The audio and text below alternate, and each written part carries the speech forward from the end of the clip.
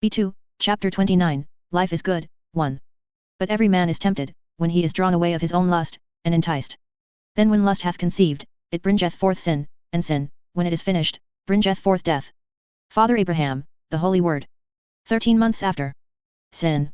The most vile curse that this world had ever faced. Ever since that first moment when Adam and Eve defied the Lord's commands and consumed from the tree of knowledge, mankind had been afflicted by sin. Their purity was forever tainted through this act, along with that of their children, and their children's children, all the way up until this moment. The beholding became a mere extension of this betrayal.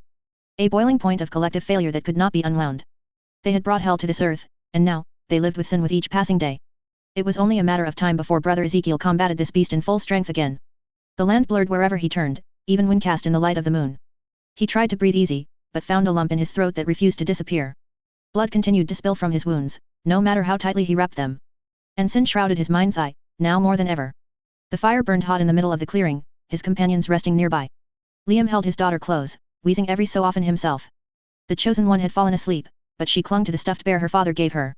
Its buttoned eyes and face twinkled in the light of the campfire. Meanwhile, the dead hunters remained where Ezekiel piled them up on the perimeter of their camp.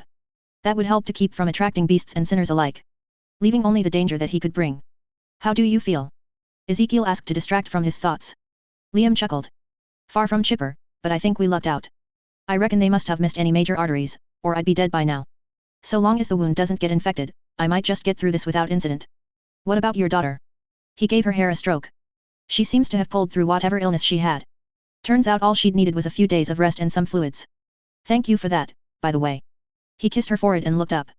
What about you, Ezekiel? How do you feel? I'm fine. Are you? Do not concern yourself with He leaned away. Liam lurched straight up. Ezekiel, if you already stuttering. It told you, I'm fine.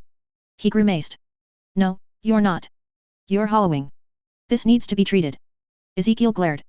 What do you know of our kind or the poison in our souls? If I have learned anything for certain, it is that your mind needs sustenance to maintain itself.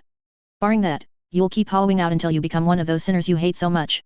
He nudged over his shoulder, out to the dead bodies of hunters. Please, you have to eat. Ezekiel caught the implication. That is sin. No, mate. It's physiology. You don't know what why you're talking about. Liam frowned. I do. His fingers curled into balls. This heresy was too much. Especially now. Especially when he was already so weak. His sight fell unwittingly to the wound on Liam's chest, along with the sweet, crimson nectar that stained the bandages wrapped around his leather heartsuit. Ezekiel averted his gaze. I'm going to seek out threats. He marched off without another word. A comfortable darkness flooded his sight no sooner than when he left the sanctuary of the fire. The overpowering seduction dissipated with it, and his nostrils once again sucked in oxygen without incident. Damned be this burden. Ezekiel found a rock to lean against, breathing deep now that the air was clearer. His fingers quaked as he pulled out his copy of the Holy Word. It would take some time for his eyes to adjust enough to read, and many pages had been stained with blood and dirt through so much trauma, but there was little else to do. When was the last time Ezekiel had felt such temptation before? Many years. More than he cared to remember. Ever since that first moment when Father Abraham blessed him with a new life, he had done everything in his power to embrace his faith. It was slow, at first. After so many years leading a sinful life, Ezekiel could not fathom a world in which he craved no living flesh. The devil had rooted into the depths of his soul, and any alternative proved incomprehensible. But then he spent more time with his brothers and sisters. Where the world had always been dark and rooted in sin, his congregation found the light through their mutual love of God, of their community, and even each other. Not as mere partners, but on a deep and spiritual level. The longer he lived with his family, the more of their love he felt within himself. Ezekiel had experimented with many jobs during those early days. He had tried being a farmer, an animal wrestler, a blacksmith, and even a woodcutter. All were for naught. No matter how much he strove to better his soul, sin still found a way to weaken his spirit. Prayer became a constant, and he absorbed many of his community's resources to keep his healthy mind intact. The fear and shame of his failure only compounded this spiritual crisis to the point where he thought that his sin would doom their entire congregation. Until that one day. One of his brothers had murdered a sister, his heart entwined by the devil's wrath. The father pleaded that this man return to the light, but his soul had been corrupted beyond repair, and he no longer valued the warmth and love of his family. He raised a pitchfork against those who drew near, blinded against all else. Brother Ezekiel stopped him. While the other beholders fled against such an abrupt display of heresy, he stood his ground. The Lord commanded his fists against this demon. In the end, Ezekiel put him down with ease. And so the Inquisitors were founded. Father Abraham saw his strength and guided Ezekiel on a new path. No, he had not been the only one afflicted by sin. Satan had bored his way through so many others with his false promises. Only through a show of force could this heresy be kept at bay, and Ezekiel was blessed with a strength and skill that remained unrivaled in their camp. It was only natural that he became the head of the Inquisitors. A general for the Lord's army. No longer did he feel burdened by the weight of sin. Not by himself. He could close his mind against his internal struggles and open his eyes to those around him. They suffered against their mortal imperfections and needed a strong hand to guide them back to the light. One beyond reproach, willing to perform the necessary inquisitions to save his brothers and sisters from themselves. It was all so much simpler during those days. But who was here now to save Ezekiel from himself? He tried to read scripture from the holy word, but his eyes merely slipped from the page at each verse. The words held no meaning, nor could he see God's love.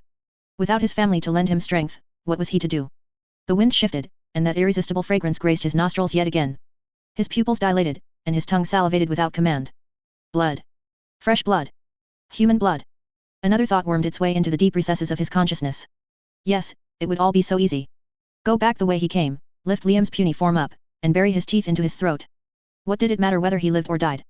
Only the girl made a difference, and she cast a lure of her own. If anything, Ezekiel would be doing them all a favor by sating himself against him instead of her. And he wanted to taste Liam's flesh too. Craved him, even. The more the thought germinated, the more alluring it became. Why bother fighting against his own nature? As his captive admitted, sin would claim Ezekiel's soul soon enough. He could at least indulge this mortal lust one final time. Perhaps this would be better. In this weakened miasma, it all became so very clear again. Brother Ezekiel was a fraud, born from an unholy hunter named Zeke. A killer who roamed the wastelands of this destroyed world, caring for nothing other than to satisfy his personal hunger. What would stop Ezekiel from going down that road yet again? Zeke had been so much more powerful. He had destroyed so many enemies who'd crossed his path. Why not embrace such heresy? Why let another man's morality determine his fate? A trace of Liam's scent flowed his way. His nose burned in response. Ezekiel gripped his cudgel and turned around. There was nothing more to think about, nor alternatives to consider. B2, chapter 29, Life is Good, 2. Liam had fallen asleep again, and his daughter curled up to do the same. The fire flared, twisting Ezekiel's torn, black leather armor and cloak into a living shadow, just at the edge of sight. He watched the gentle rise and fall of his meal's chest and basked in what would come next. Ezekiel took a step forth. His stomach growled, and he was so very exhausted of combating this sense. He took another step. It would be nice and easy. Rip off the arm, take a few bites. Maybe even chomp on a leg too. Sink his teeth in and let the scarlet essence flow down his throat. Another step. Why stop there? The moment he lost a limb, his struggles would only compound. Not even the Lord could save one doomed for death, so perhaps it would be better to consume Liam in his entirety. Another step. Yes, gnaw his flesh down to the bones, grind his organs into a paste, and allow the compound to ferment between Ezekiel's teeth. His tongue burned with a desire long gone, ready to claim a feast like this yet again. A final step. This wasn't sin as Liam claimed. It was physiology. An animal's primal, savage nature. What was the Lord's love compared to this indulgence? He looked over the innocent form of his victim. Though the edge of his vision remained obscured by growing sin, he'd never seen anything with more clarity than the creature that lay in front. The smooth, beige skin that contrasted the grey, peeled mess of his own. The gentle flare of his nostrils as he breathed, and the rise and fall of his chest. The subtle, ever so subtle bulge from his neck whenever his heart beat. The sweat leaking from his pores and marinating his flesh into something soft and tender. Ezekiel did not know how long he stood and watched. His blackened tongue clung to the roof of his mouth. His eyes remained fixed on every nuance of Liam's movements. His own muscles tensed as he stroked his cudgel. One good swing. That was all it would take. A single blow to the head, powerful enough to expunge his existence. The rest would flow naturally. His body would respond without error. And whatever came next, would come next. Not even his purpose as an inquisitor mattered now. Repentance could only come to those who chose sin. Ezekiel raised his cudgel and breathed deep. The fire crackled. A flicker of light flashed on the surface of the stuffed bear below. Though Liam and Leah continued their slumber, the bear's head seemed to be pointed up, almost meeting Ezekiel in the eyes with a glare of its own. He paused. Hungry, they called this doll. No more than a few pieces of cloth sewn around stuffing and wood, with buttons for a face and a patch on its gut that protruded out. Ezekiel watched the doll, his club in hand. Hungry stared back, inanimate and yet knowing. Life is good, the patch on his chest read. The fire crackled with an explosion of light again, and the buttons flared with it. He caught a glimpse of his reflection on its plastic surface. Rotted, twisted, and famished. A demon on the cusp of succumbing to sin. But Hungry still smiled back, despite the monster in front. Life is good, his chest continued to project. The air caught in Ezekiel's lungs as the revelation blossomed in the depths of his heart. He dropped the cudgel and stumbled back, the delirium flowing from his mind. Ezekiel had never heard God before. But now, Ezekiel could die in peace knowing little more than the sense that flooded him. The timing of the fire's crackle. The angle of the doll's head. Even the name it had been given. No, this could not have been a mere coincidence. The Lord had stepped in at the last possible moment to gift Ezekiel this vision. The truth could not be denied. Hunger was born of sin, an unquenchable thirst that could never be defeated. And through mindless indulgence of this sin, one could only become a lesser version of oneself. The reverence that Ezekiel saw reflected in Hungry's eyes burned hot in his mind's eye. But what was sin, but a natural occurrence of life? No matter how penitent the righteous become, that temptation could not be ignored entirely. It could only be suppressed. Life is good, Ezekiel considered. The thought evolved further, and the sheer brilliance of revelation was almost more than he could bear. Tears flowed, now from joy. Sin was not something to be stopped. Man had cast his fate the moment he disregarded the Lord's wisdom in favor of his own hubris. There was no combating this inevitability. Born in sin, bred in sin, and dying through sin. But this need not be man's end. Sin could still be embraced in the proper context. This very hunger could be claimed as his own and twisted into an engine that created something dignified and beautiful. Life is good. All life. The Lord abandoned no one. Not even the most ravenous of the undead would be free from his eternal, everlasting love. That much, he had shared through this tiny doll as his servant. The tears continued to fall. God didn't want Ezekiel to consume Liam's uncorrupted vessel. He may not be the true chosen one, but his life was as good as any other. Nor did he wish for Ezekiel to carry the pain alone. Just as Liam and his daughter clung to hungry to find solace, so too could Ezekiel fill this role. His children would always need to march on the road that he had laid for them. Together. As one. But Ezekiel had allowed himself to go astray. No matter how difficult it became for him. No matter how dark the path in front. Life is good. His could not be cast aside so flippantly through hubris. Not when Liam and his daughter remained unsafe. So long as Ezekiel never forgot this truth, he could always find repentance for whatever sins he was forced to commit. Failure was not an option. Ezekiel looked over his shoulders. The dead hunters still formed their ring around the camp, their skulls radiating out the same dull taste. Cannibalism of any form was a sin, but compared to the loss of God's vessel in the flesh, blackening his soul was but a small price to pay. Life might be good, but these heretics had already lost theirs. Why shroud the road ahead in a deeper shadow by ignoring this boon? Why allow the weight of sin to annihilate his soul? The penitent man would always find his way back to the Lord. No matter what. Brother Ezekiel limbered to the nearest body, pulled the knife from its corpse, and went to work. It was well into the morning of the day after next before Liam awoke from his slumber. His injuries seemed to have troubled him more than he acknowledged, and the pain became apparent as he shifted in place. He even shunned the sun as though it burned his flesh. "Are you feeling well?" Ezekiel asked. Liam groaned, giving his punctured hard suit a rub. "I mean, if you ignore the fact I got shanked by a group of zombies, then sure, I've never been better." Ezekiel leaned in and sniffed the wound. Though his mouth salivated without command, the hunger he'd felt no longer troubled him. At least, not more than a passing thought. "You seem to be healing nicely," Ezekiel pointed out. "Easy for you to say, mate." He leaned over, only to see that his daughter was not there. It took him another moment of disorientation before he found where Leah lay, now wrapped in a blanket between Ezekiel's arms. "Don't worry," he said, giving Leah a firm stroke with a gloved hand. "She's fine." Liam bared his teeth. "Put her down. Now." Ezekiel complied, placing the chosen one back into her father's arms. With a wince, Liam fell back into place, once again embracing his child between his arms. Ezekiel found his own spot beside his. He breathed deep. "I want to thank you, Liam." "Oh, and why is that?" "Because you saved me from myself." He stared without words, his cheeks flushed and brows raised. "This was not how I imagined this mission would go," Ezekiel admitted. "When I first came to bring your daughter back to my camp, I thought nothing else mattered than fulfilling this quest. I fought with all my strength, I drove my brothers to their deaths, and I cared for nothing other than seeing the Lord's vision reached, even if I lost everyone else in the process. I made you a prisoner to this end. But you know what happened when those heretics came? When they sought to see us both killed. You saved me, Liam. Not God. Even though you despise everything I believe and wanted nothing more than my death, you still found it in my heart to save my life. You trusted that I would put your daughter's life above my own, even if we were still enemies." He sighed. "And the inexplicable truth is how right you were, Liam. After a lifetime of viewing this world through the lens Father Abraham gave me, I thought there was no other way to follow God than through his messengers. But the genius of God is that he speaks to all of us. Even those who spit in his face." He grinned. "It is a strange feeling, I'll admit. The Father believes himself above reproach, but I now see that he only recognizes a fraction of his glory. He does not see that we are both as loved as everyone else and deserve to embrace the life we've been given. For what it is worth, Liam, I am truly sorry for the hardships I have inflicted upon you through my arrogance." Liam stared deep, trying to pierce into the depths of his soul. "What are you saying right now?" Ezekiel stood up and held out his palm. "I would like for you to take my hand.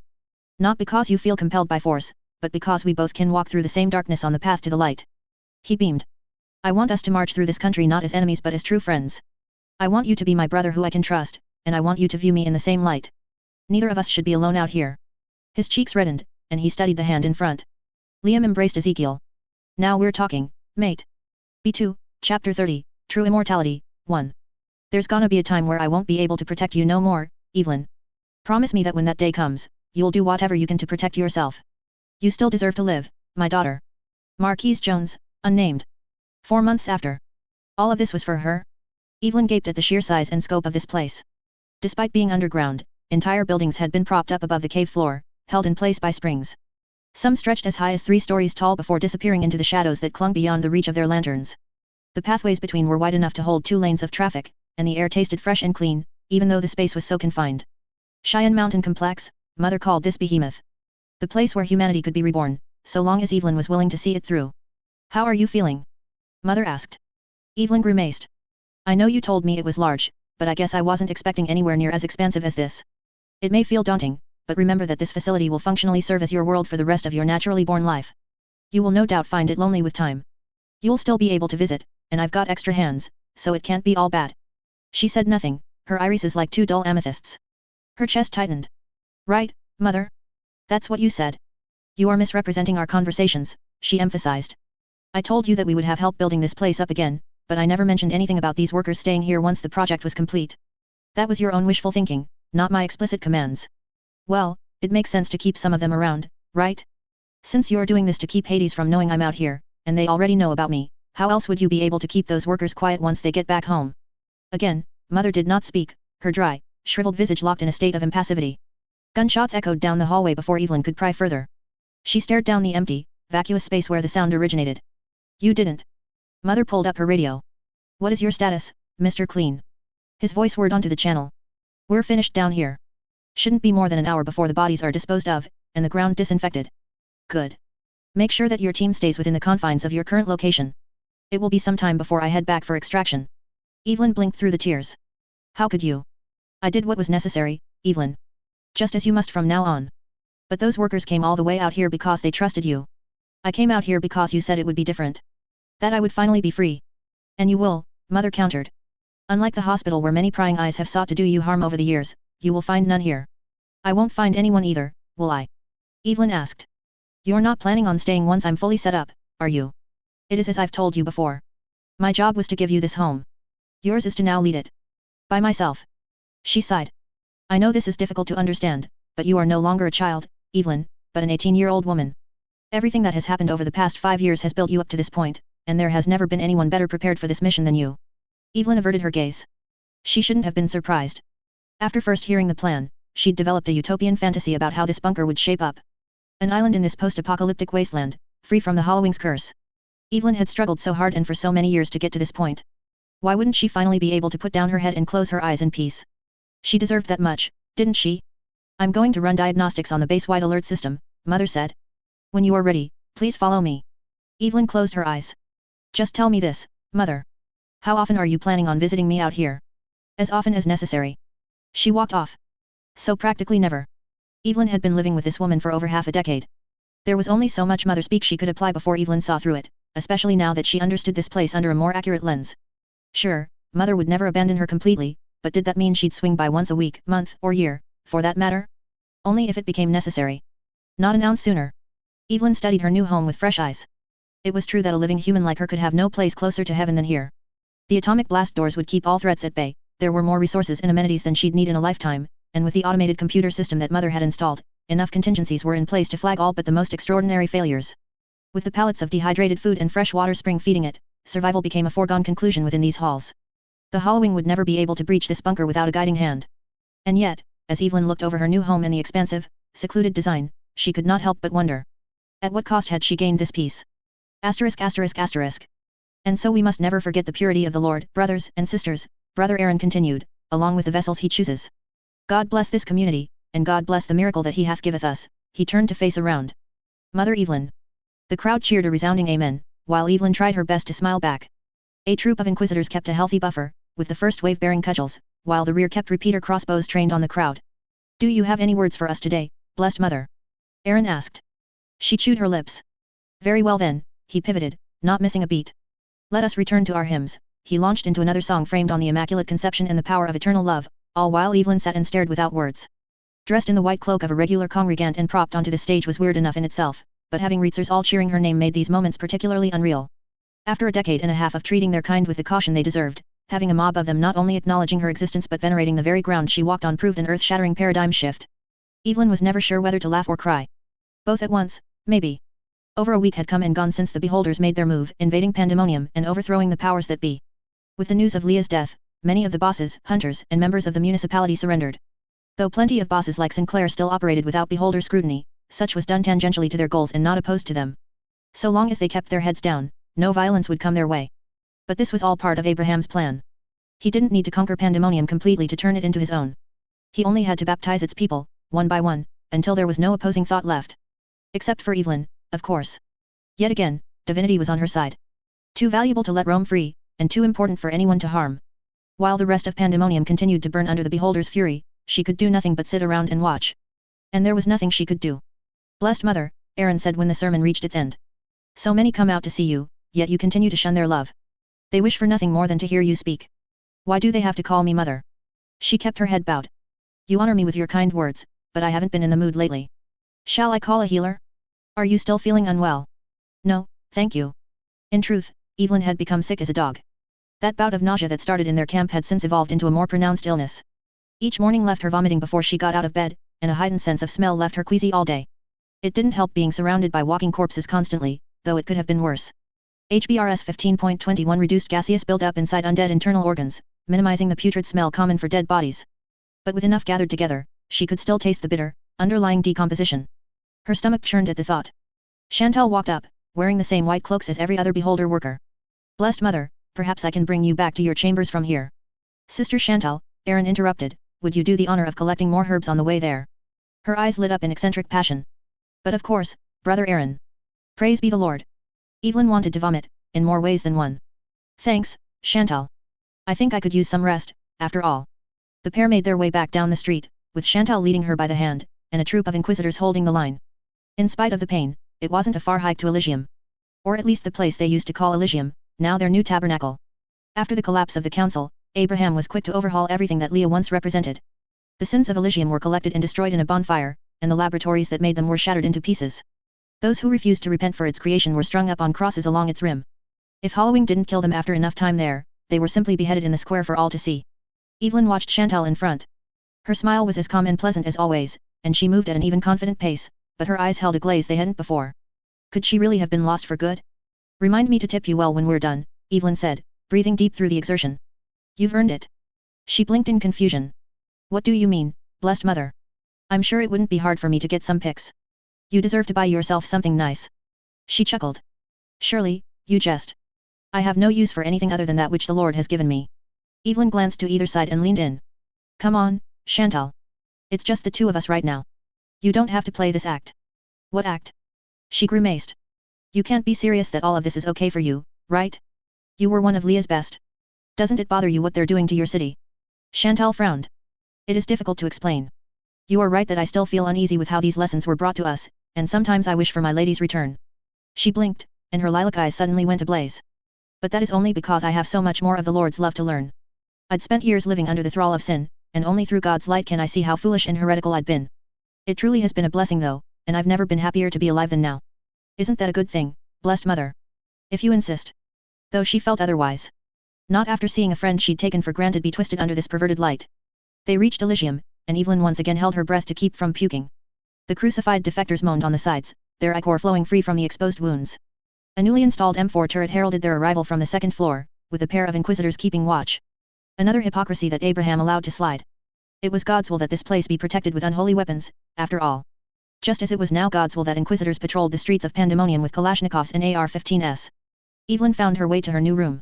Unlike the lodge, where only Chantal had been allowed to enter for fear of HBRS exposure, the beholders shared no such concerns. They changed the sheets, cleaned the floors, brought new candles, and prepared vegetables and fruit for her benefit. This last one had been the most difficult to fathom, but after mentioning her obvious concerns, Abraham ordered his people to cook them to perfection, which in their world meant giving the veggies a fresh layer of char for her to bite away. In the end, it served her benefit to eat shit so bland that it couldn't trigger her hypersensitive taste buds, and the threat of Halloween became non-existent if she let the food sit a couple minutes extra. She lay down and breathed deep. The smell of incense clung to the back of her throat, and she could not sleep. Hours passed as she tossed and turned, but even unconsciousness felt like too much effort. If only I could meet up with Stein. Then Evelyn would be able to get a proper diagnosis. This still hadn't approached anywhere near severe enough to warrant hospitalization, but it was certainly cause for concern. Evelyn coughed again and groaned. Who was she kidding? Frankly, she couldn't have given a shit about what happened to her right now. Her last significant memory with Liam was the two of them making love, followed by her daughter lying in a hospital bed as she'd struggled with her own life. What did she care about herself? No one had seen them since. All Stein told her was that hunters were sent to find them before the beholders invaded, but that had happened ages ago now. Either they hadn't found them yet, or worse, they had. No one could say for sure. And here Evelyn lay, powerless yet again. She didn't know what to do. Father Abraham was too powerful, his every action somehow ordained by God. Not only did the Reitsers bow down and succumb to his will, but every assassination attempt against him had thus far failed. Even Leah and her kill team couldn't oust him. The very earth beneath her feet had swallowed her whole, exactly as Abraham anticipated. How could the Lord pick someone like him as his prophet? Evelyn sighed. When was the last time that she felt like this? So useless. So weak. So lost. Evelyn hadn't been able to stop the Inquisitors from invading Cheyenne, she hadn't stood up to Abraham when she had the chance, and she couldn't even escape this prison now. The best she could do was lay and wait for something else to happen. A distant explosion rocked the ground, jolting Evelyn to full alertness. She rubbed her scalp. It didn't take a genius to recognize the source. The central bank had been holding the heaviest resistance, gunning down anyone who drew near. So many lives lost. It is us who are undeserving of you, Mother had once said. You deserve more than I could ever give. Did she though? If Evelyn had gone through this whole crisis as no more than a bystander, then how could she claim to deserve any of this? She stared out the window. Maybe there was a way to help fix things. Yet, if this fate truly was God's will, then she could still be useful. If not for her benefit, then for the people still suffering. B2, Chapter 30, True Immortality, 2. Are you sure you wish to proceed, blessed Mother? Brother Jericho asked, with his squad of Inquisitors behind. I do not trust the word of these heretics. Relax, Evelyn said. This is one of the counselors of Pandemonium we're dealing with. She isn't stupid enough to gun me down on sight. Not unless she plans on having Elysium's missile batteries launched her way. I am more concerned that you'd be taken hostage. He grunted. We should at least have contacted Father Abraham. Didn't he tell you to listen to my orders? Yes, but, nothing, Evelyn countered. What does God say about these affairs? Trust in the Lord and his shepherds with all thine heart, and lean not unto thine own understanding. He grit his teeth. You are correct, blessed Mother. I shall trust in your judgment. Evelyn allowed herself a smirk. That's right, Abraham. Two can play this game now. She marched forth, holding a piece of white cloth up high. Red beams tore through the smoke of the latest firefight, landing on her soft living face. Their owners hid behind telescopic scopes, the dots focused on her. But they did not shoot. The smoke lessened. A white stone ring rose in front, surrounding the roadway leading in, with the walls and windows reinforced by rebar beams. Debris and cover had been cleared at the start of the conflict, and a series of turrets were propped onto the roof. From a strictly strategic point of view, approaching this structure without a well-equipped army would be doomed to fail. Heavy caliber rifles, ballistic shielding for the defenders, mortars at the ready. All paths and left attackers vulnerable from multiple sides at once. Such was to be expected from Pandemonium's central bank. It took a few minutes relaying back and forth before her message came through. A pair of soldiers with riot shields popped out first as a vanguard, SMGs in hand. Then Evelyn watched the leader of this fortress approach. The wheels of her chair squeaked as Fran rolled into the open, her otherwise feeble body shrouded under bulletproof armor, made even smaller by the riot helmet strapped to her head. As if trying to win a contest in absurdity, a snub-nosed revolver sat to one side of her wheelchair while a shotgun had been strapped to the back. Fran blinked in confusion once close enough. Aren't you the human that Leah brought to the city? I am, Evelyn said. Quite the wardrobe change. I could say the same for you. She chuckled. Aren't you a breath of fresh air? She folded her arms across her legs. Well, you're the one who called me out here, so let's get on with this. What do you want from me? I need you to surrender, Fran. Oh? Would you like me to perform cunnilingus on you while we're at it? From what I understand, your sex organs are far more pronounced than mine. She squinted. Though you're looking a little more haggard than last I saw you. Evelyn blushed, the blood rising to her cheeks. I'm serious. This violence has gone on long enough. Fran yawned. You can tell Father Abraham that if he wishes to negotiate with me, he can do so directly. Sending his new pet won't change the dynamic that he and I have established. I'm not here for him, she said. This is about everyone else. She raised an eyebrow. You're serious, aren't you? What you're doing here isn't helping, Fran. It's only getting more people purged. If anyone is not helping in this crisis, it is your acquiescence to them. You're an outsider, human, and you should learn to not meddle in the affairs of your hosts. Evelyn smirked. Am I an outsider? Because that snub-nosed revolver you have is a gift from Hades. He knew that no one else would be better prepared to defend this library, especially because you're one of the only Reitzers in existence who started building their res off of reading books alone. That chair you're sitting in was also rebuilt by Tesla before Hades put him down. And those glasses you're wearing are unnecessary now that your retinas have been fixed, courtesy of Mother. The reddish liquid formed at the edge of her eyes as Fran grit her teeth. You're asking yourself how I know all this, right? Evelyn continued. Because I was here, Fran. Back when Pandemonium was first founded, when you Reitzers came together with an idea of building a community for your race, I was that forgettable child wearing a gas mask at Mother's side. I watched this city explode from the ruins left behind to become the thriving metropolis it is today. She stared deep. Do you still think I don't have a dog in this fight? Fran said nothing for a moment as she contemplated everything Evelyn said. It had been more than that. Mother rescued Evelyn from the monsters who killed her father, but it wasn't until Mother's grace became secure that she tasted rest again. Reitzers were incapable of sleep, and their war party moved constantly in search of new victims, so trying to keep up with their nightmarish pace was nigh impossible for a girl her age. She'd lost count of all the times when she almost got outed and killed by one of Leah's hunters. But then the Styx was erected, and pandemonium was finished. The city. The sanctuary. A place to slow down. Not just for them, but for Evelyn too. Finally, she could close her eyes again and know that ephemeral peace.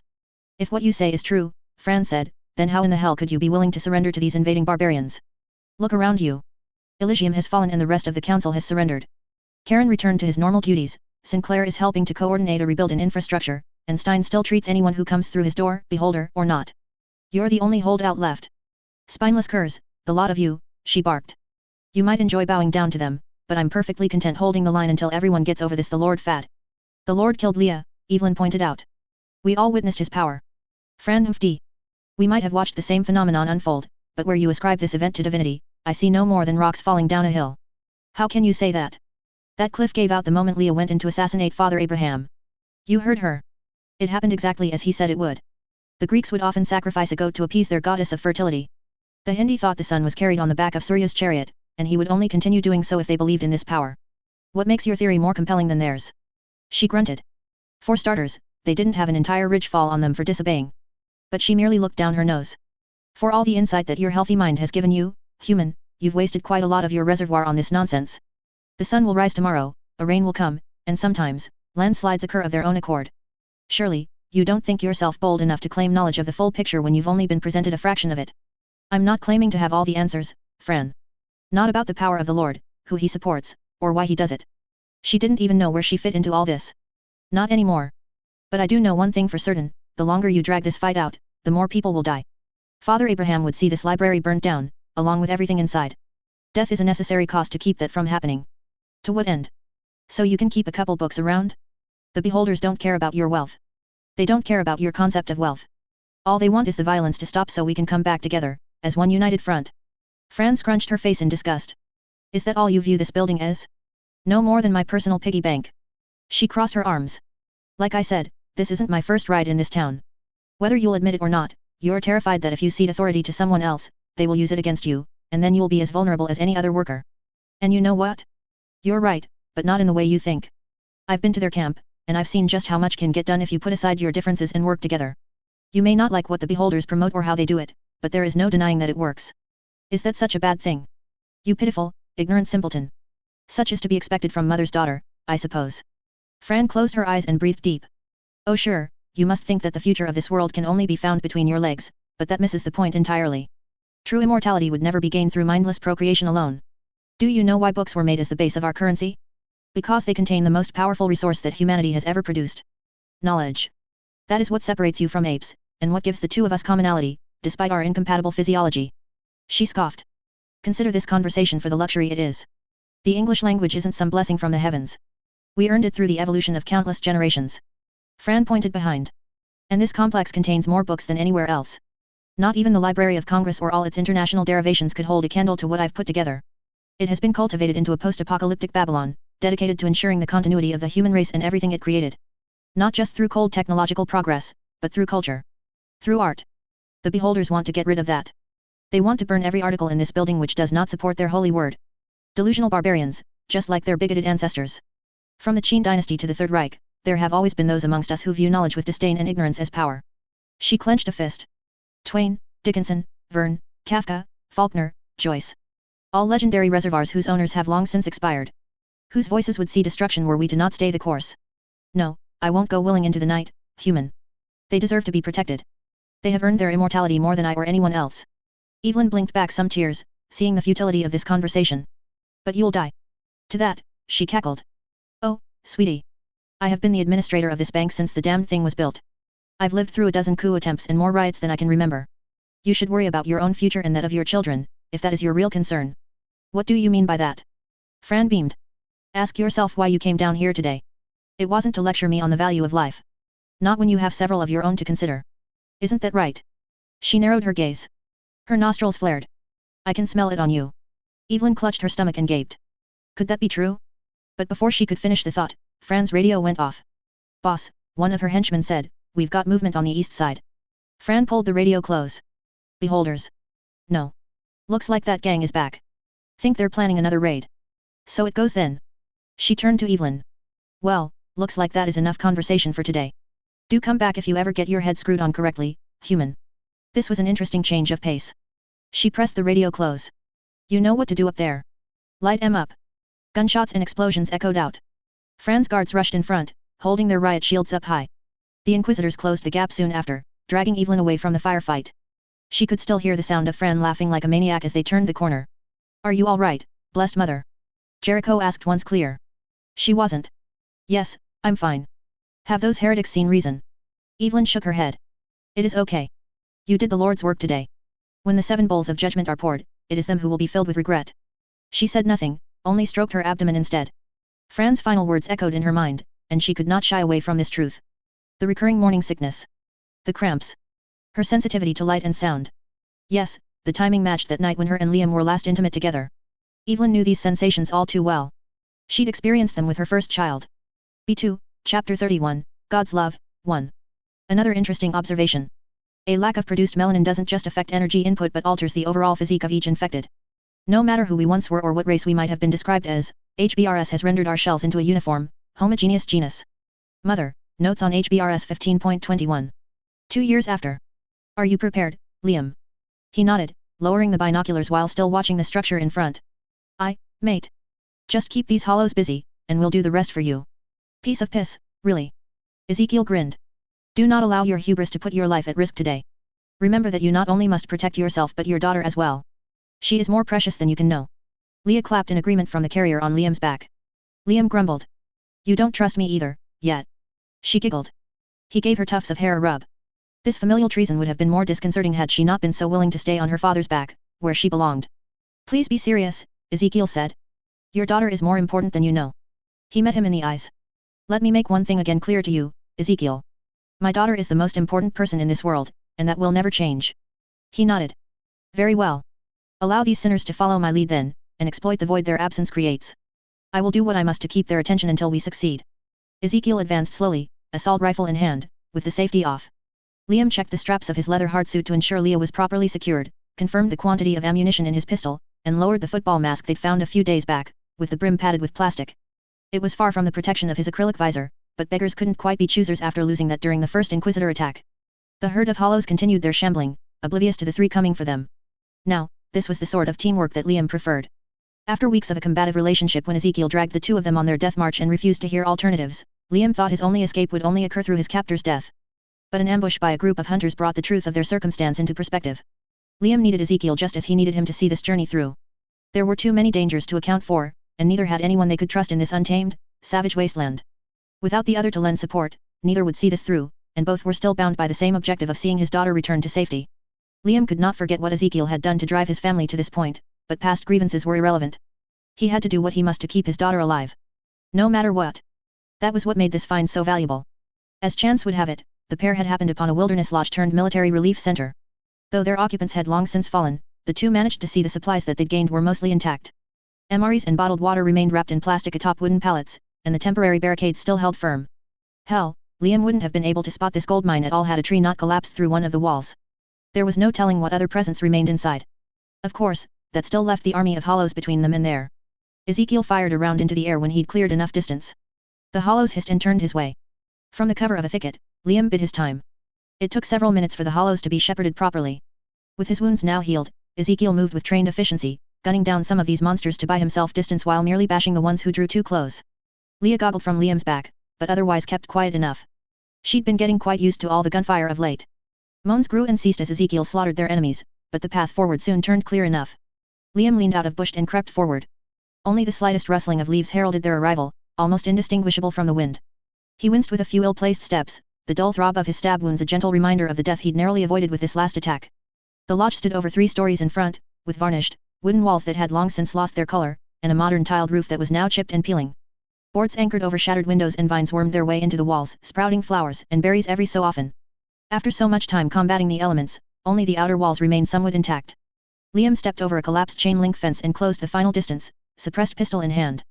As much trauma as the attack inflicted at the moment, one nice bit about getting ambushed by hunters was that they left a plethora of tools behind with their deaths. Guns and ammo, knives and swords, grenades and flashbangs. Liam might not have been this well equipped since they'd escaped Cheyenne. He reached the opening.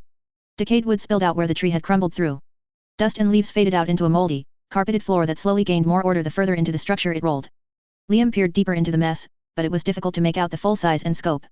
This area appeared to be the lobby, and light fell onto the pallet of MREs and water bottles, but darkness clung to the edges. The windows were boarded most heavily here. Very little light slipped through, leaving only shadows along the boundaries. Moans echoed out from this vacuous space. Hollow moans. Can't have everything easy, I suppose. Part of Liam thought about braving the darkness. The food wasn't all that far, and his leather hardsuit could tilt bites aside from the joints. He could be in and out before they grabbed him. But then he remembered the infant on his back and knew that no level of unnecessary risk was acceptable. Not for her. So Liam pounded on the wall instead. Hisses arose in answer as the occupants of this place shambled his way, drawn by the sound.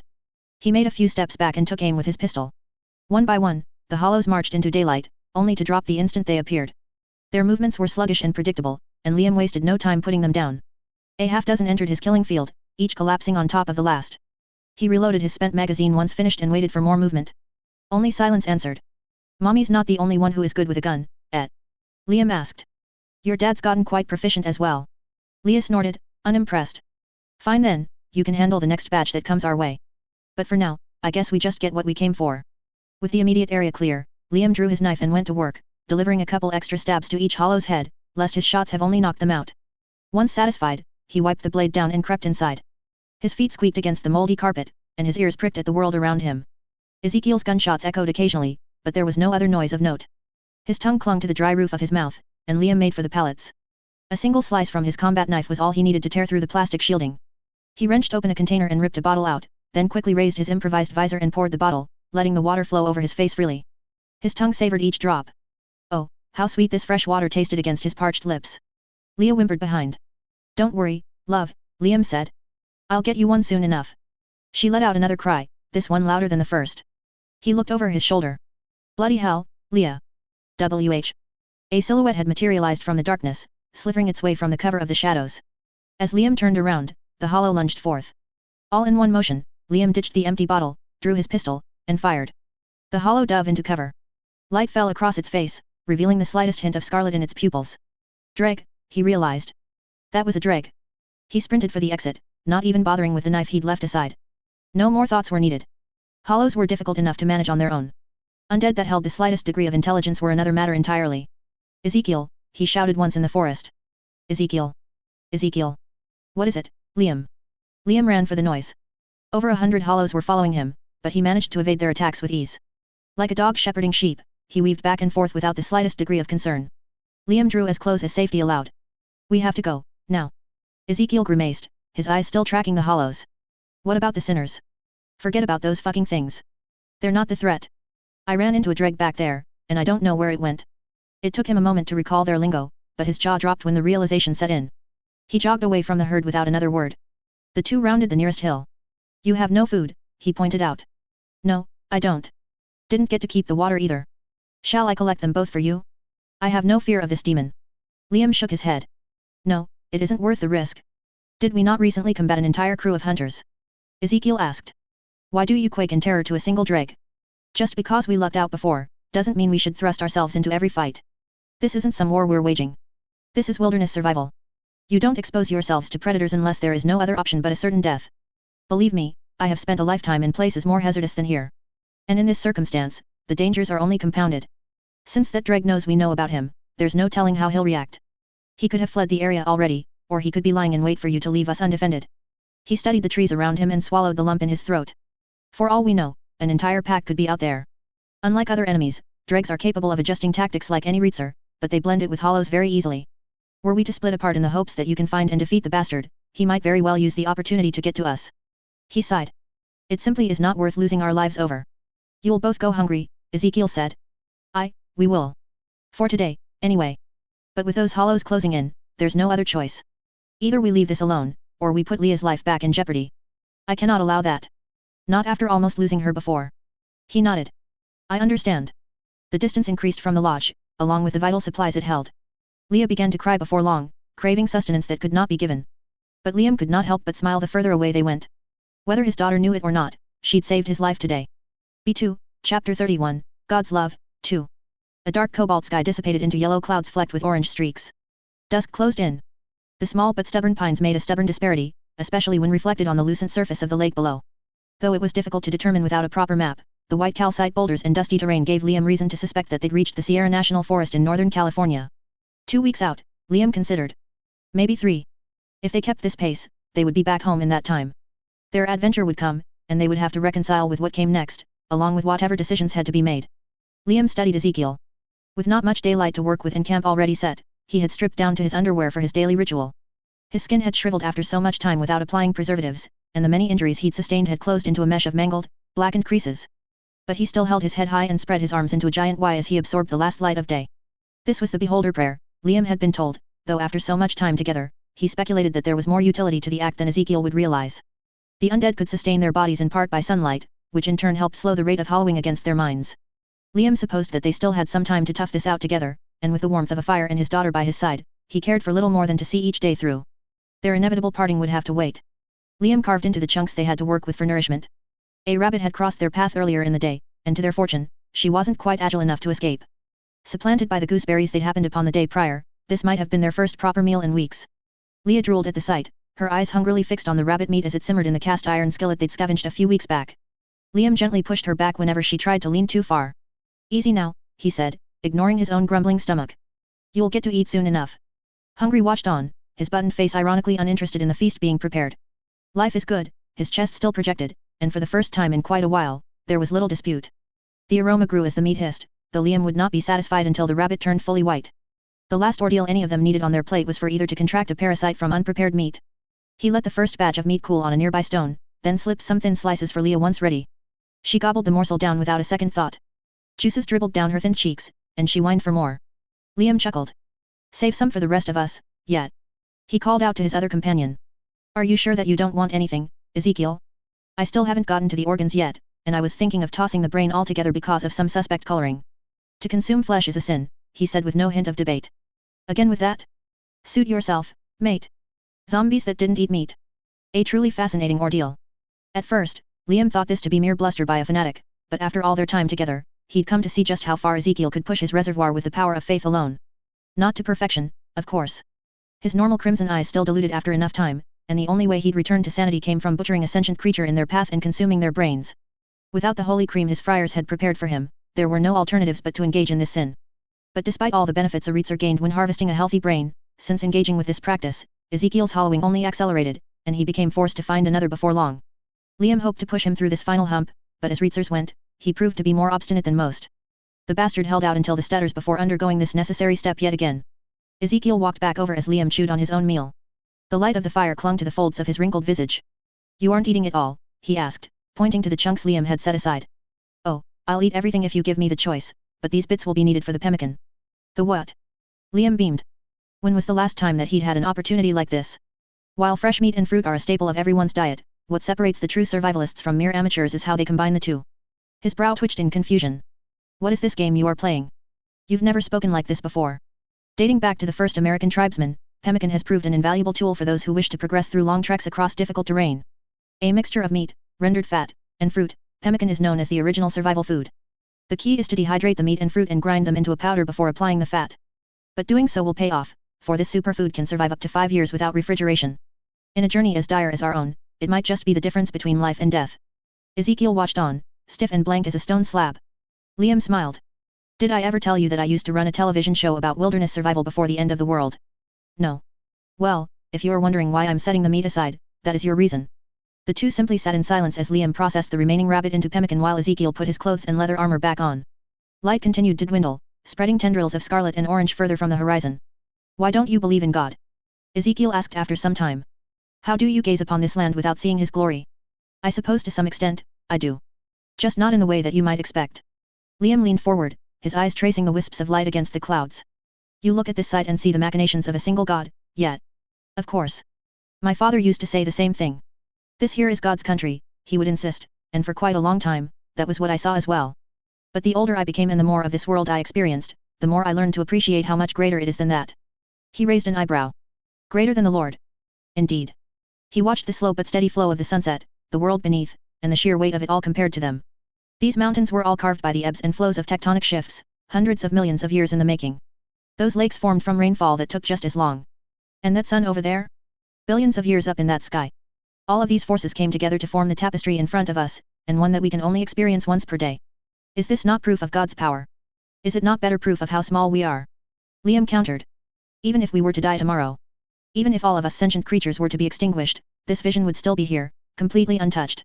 It will be here 1,000 years from now, and 1,000,000 years after that, undergoing a slow but steady change that we are only catching a tiny snapshot of. He turned to Ezekiel. Does living as such small creatures give us some special privilege? There are plenty of other birds and beasts who inhabit this space as well, and I believe they deserve just as much respect as we have. Do you really think all these almighty powers got together for our benefit? Ezekiel grunted. I do. And I thought that hubris wasn't part of your tenet, Liam quipped. But he merely grinned back. It is because of everything that you've said that my faith becomes fortified. Though we can both appreciate the beauty displayed before us, without our presence, there would be no one to behold what God has created. He stared off into the dwindling light. He painted such an eternal, resplendent portrait so that we would always know of his presence, and we were given free will so that we might share his love with each other. That was why we were created, Liam. To be creatures of compassion, to understand love, and to give it to others. But there is still so much violence. There is, Ezekiel agreed.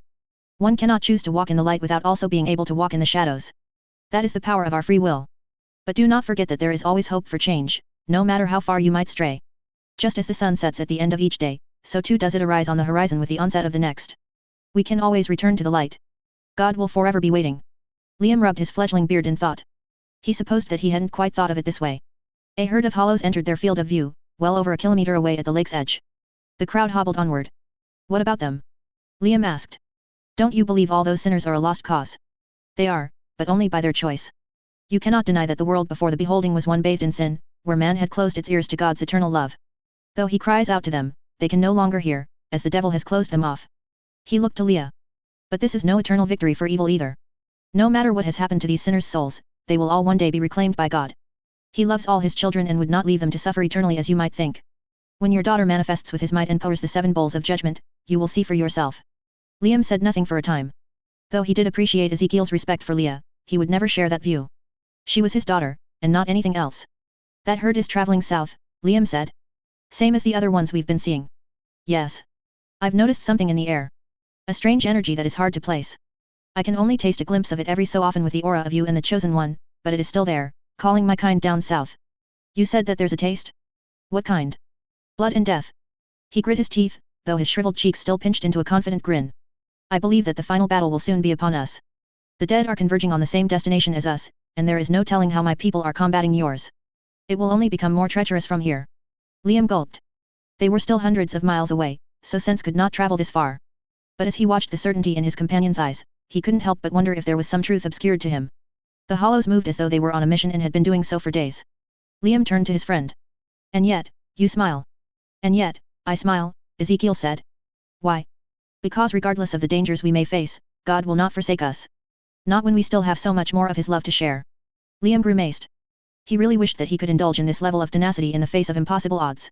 Promise me this, Ezekiel, Liam said. When we reach our destination, you won't allow any harm to come to my daughter. No, I don't want to hear that God or Abraham will save her. I want it to be from you. I have to know that she will be under your protection, and not anyone else's. If you're the one who embarked on this mission by yourself, then you can be the one to see it through to its end. Now, it was Ezekiel's turn to remain silent. The moment dragged on as he watched the same hollows on the move, along with the last strands of light dwindling above. There is something I must admit to you, Liam, he said. What? This mission did not begin as my own. The father ordered me to break the peace and capture your daughter, lest she succumb to her illness in the hands of your heretical friends. Were I to have failed, he would have disowned me to protect my brothers and sisters. I betrayed no one in chasing you, nor have I ever acted against my congregation's interests in this pursuit. Liam averted his gaze. He shouldn't have been surprised. Their growing friendship or not, Ezekiel followed the beholder faith blindly like the rest of his tribe. But, he continued, his fists clenched. I will do as you request, Liam. If I have learned anything from our time together, it is that no man no matter how great or small can explain God's lessons better than he. We might have started as enemies, but we are now friends. That was through his power, and not through anyone else. Even if this relationship puts me against my own congregation, against my own father, I will allow no one to come between you and her. Liam's cheeks reddened. He had not expected such a profound declaration from brother Ezekiel. To think that they were trying to kill each other a little more than a month back. And in the end, Liam considered that his ally had won today's argument. God's love truly radiated through them all. B2, Chapter 32, Holy Communion, 1.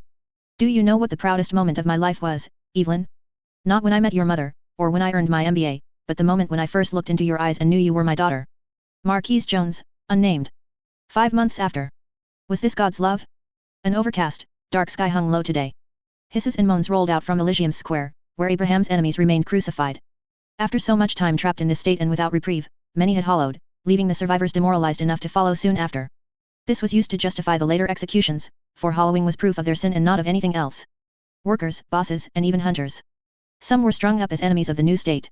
Others had merely engaged in heresy. The reasons for these crucifixions varied. Many might have been combating the beholders head-on in a fight, but others found their way there simply by associating with the other gender, as had been common before this invasion. The square overflowed with the bodies of the damned, all in the shadow of the complex that was becoming the beholder's new tabernacle. A post-apocalyptic Vatican reborn, with the foundation paved in black blood. Evelyn watched from above, incapable of doing anything else. She wasn't sure what to believe. Not anymore. Every ounce of her soul screamed against the wrongness of these acts. Matthew 5 proclaimed to turn the other cheek. Luke 6 emphasized loving sinners, even at the expense of oneself. Psalms and Proverbs were littered with similar lines. No matter how much Abraham altered the text in forming his holy word, he could not completely scrub these unfiltered messages from God. His love was unconditional. Not like this. Blessed Mother, Brother Jericho said, your presence is required. She sighed. That time already, hey. Your family awaits. If only that were true. Lead the way. Evelyn followed in the steps of Jericho and his fellow inquisitors as they made their way for the daily mass. Abraham would again be speaking to his latest inductees while she stood behind as no more than his prop. With weeks since Leah's defeat and the subjugation of Pandemonium's core, many had flocked under his banner of their own accord. But even Evelyn was blown away by this latest crowd. Elysium's most prominent dance floor had been retrofitted for this purpose. Instead of giant speakers and flashing lights with a swarm of half-naked reitsers moshing in the chaos, this space now looked like a medieval cathedral. Sconces lit the hall in place of electricity, the graffiti had all been cleaned up, and giant, unadorned crosses now dangled where posters once sat. Pews lined the floor, with a mob of freshly minted beholders awaiting their rumored proof of the Lord's power. Of the unhallowed woman whom God had spared during their day of judgment. Father Abraham strolled into view. All eyes fell on him. Brothers and sisters, he began, grinning madly like a televangelist about to rake in another million. Praise be to you all today for coming for a good dose of faith. Praise be to our Blessed Mother for gracing us with her holy presence. Praise be to the Lord for providing us with these bounties. Amen. Amen, the crowd echoed. He went on from there, delivering this latest sermon. Today focused on Romans 13:1 and how authority must be respected. Let every soul be subject unto the higher powers. For there is no power but of the Lord, the powers that be are ordained by the Lord. Of course, this only applied now that the beholders were in control. God punished Hades for defying his will, and Leah was the whore of Babylon whom he struck down. They'd never been legitimate authorities. Only pretenders misleading the masses into eternal damnation. Now that Evelyn could see through the cracks, she could practically disregard his entire argument on its face. But Father Abraham trudged along without missing a beat, and the crowd ate it all up. That was his strength, more than anything. Where everyone else went through this world, slowly hollowing through indecision and doubt, he spoke and behaved with a conviction that could not be matched. All virtues could be tied to his version of the Christian faith, while every vice would be punished by God's divine might. The beholders thus became extensions of his own personal dogma. He fed them an authentic faith, and they rewarded him with unshakable loyalty that only emboldened him further. A community incapable of change, and one that only grew stronger with time. And yet, somehow, someway, fate just kept working out for Father Abraham too. Every prediction he made came true, and every miracle he insisted on would get born into reality. He decreed that the beholders would find where their chosen one if they migrated west, and it was done. He prophesied his encounter with Evelyn, and it was done. He insisted that his followers need only faith to defeat the hollowing, and it was done. He told Evelyn that he would bring her proof of the Lord's power, and it was done. In a world filled with cannibalistic undead clawing each other apart for the tiniest scraps, he walked around with no more protection than what the Lord gifted him. No weapons, no fighting prowess. How else could he have made it this far, if not through divine blessings? With all rational options exhausted, that was all that remained. So why did this hallway feel so empty and inauthentic? Abraham pivoted to a dissertation on respecting the family, hedging on the rich material in Proverbs. His people quivered to the wisdom he spread. The lesson continued, but Evelyn no longer listened. While he spoke of the strength of the beholder family, hers still wandered outside these walls. Somehow, Evelyn knew that Liam and Leah were still safe.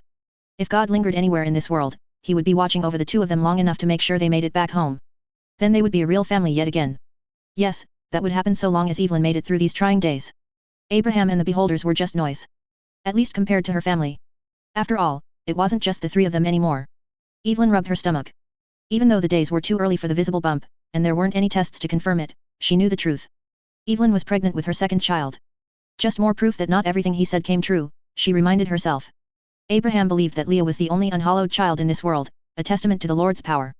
But Evelyn had another on the way, and there was no denying the contradiction this created for him. Could his religion handle a second chosen one? In spite of everything else, this much gave her hope. While the beholders fought over Pandemonium's boroughs to attain their full supremacy, new life grew within her womb. One world continued to fall apart through blood and violence, but life still found a way to come through. Born from love and passion, in a place where both had been a distant memory for so very long. Maybe this was God's true guidance. Evelyn and Liam had never been a real couple. Not in the organic sense. They had just been shoved together in a bunker 12 years after civilization ended. As the last surviving humans that anyone could find on this earth, there was neither agency nor legitimacy in their relationship. It had been created out of necessity by the last members of a race on the cusp of genocide. And she'd done her part. Without question, every step of the way, Evelyn fought for the man by her side.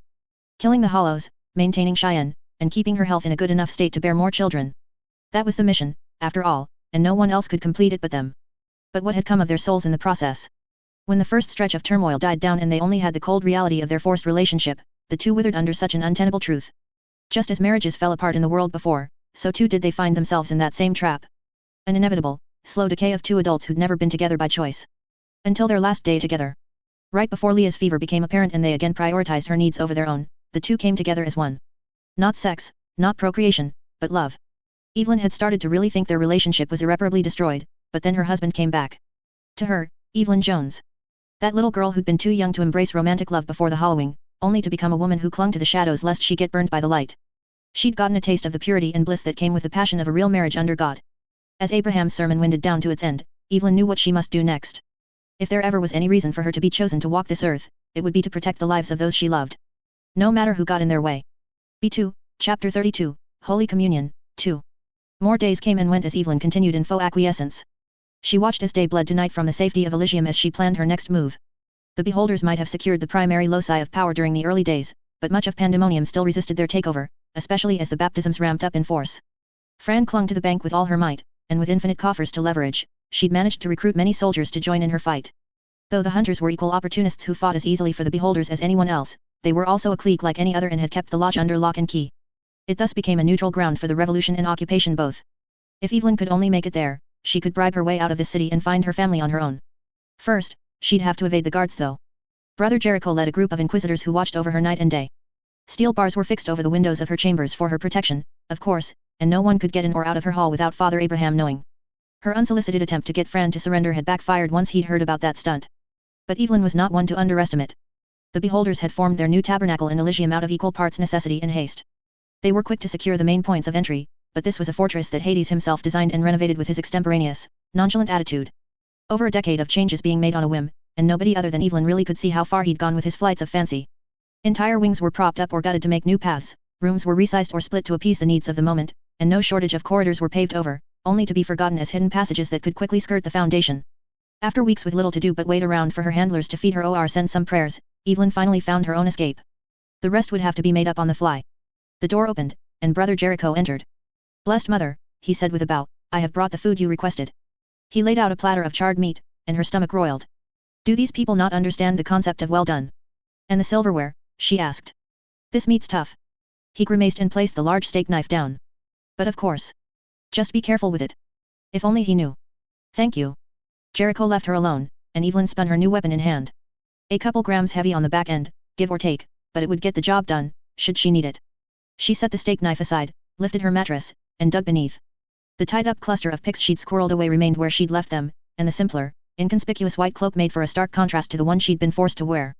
She quickly swapped out her clothes and tore some cloth from her sheets. That would make for a perfectly viable veil. A handful of talcum powder over the face gave her an uneven, pale sheen.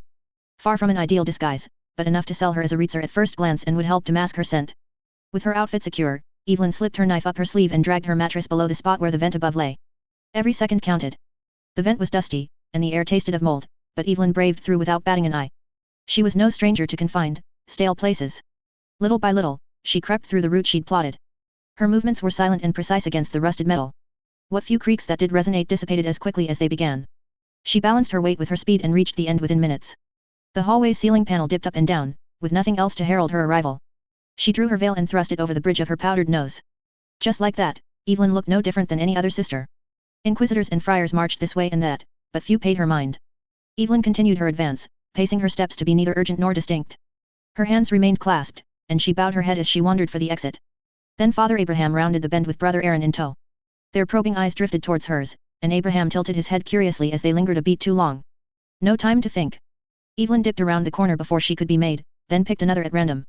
By the time either of them would have reached her spot, she'd already doubled back and entered a different wing. Just keep going, she told herself. You've got time. There were plenty of other exits, and nobody had raised the alarm yet. A couple more hallways went without incident as she moved in the general direction she needed. But her heart skipped a beat when she descended a flight of stairs. Only one path forward. Guarded by inquisitors. Their eyes locked onto her before she could turn. You there, one hailed with a raised palm. This area's restricted. My apologies, brother, she said in a gruff tone. I seem to have lost my way. These halls are vast and wind in many directions. He squinted. What purpose do you serve in the tabernacle, sister? Mass ended hours ago. What purpose, indeed? Few regular beholders were permitted in these halls. This was their holiest of places, after all.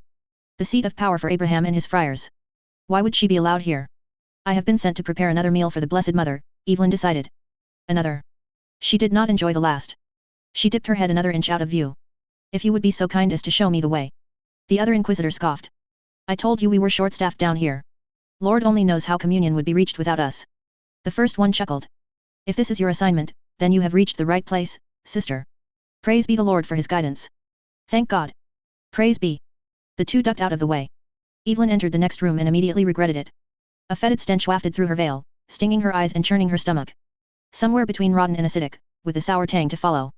It took everything to keep from vomiting. Was this a kitchen or a garbage bin? Then she saw the source of the smell, and her heart skipped a beat.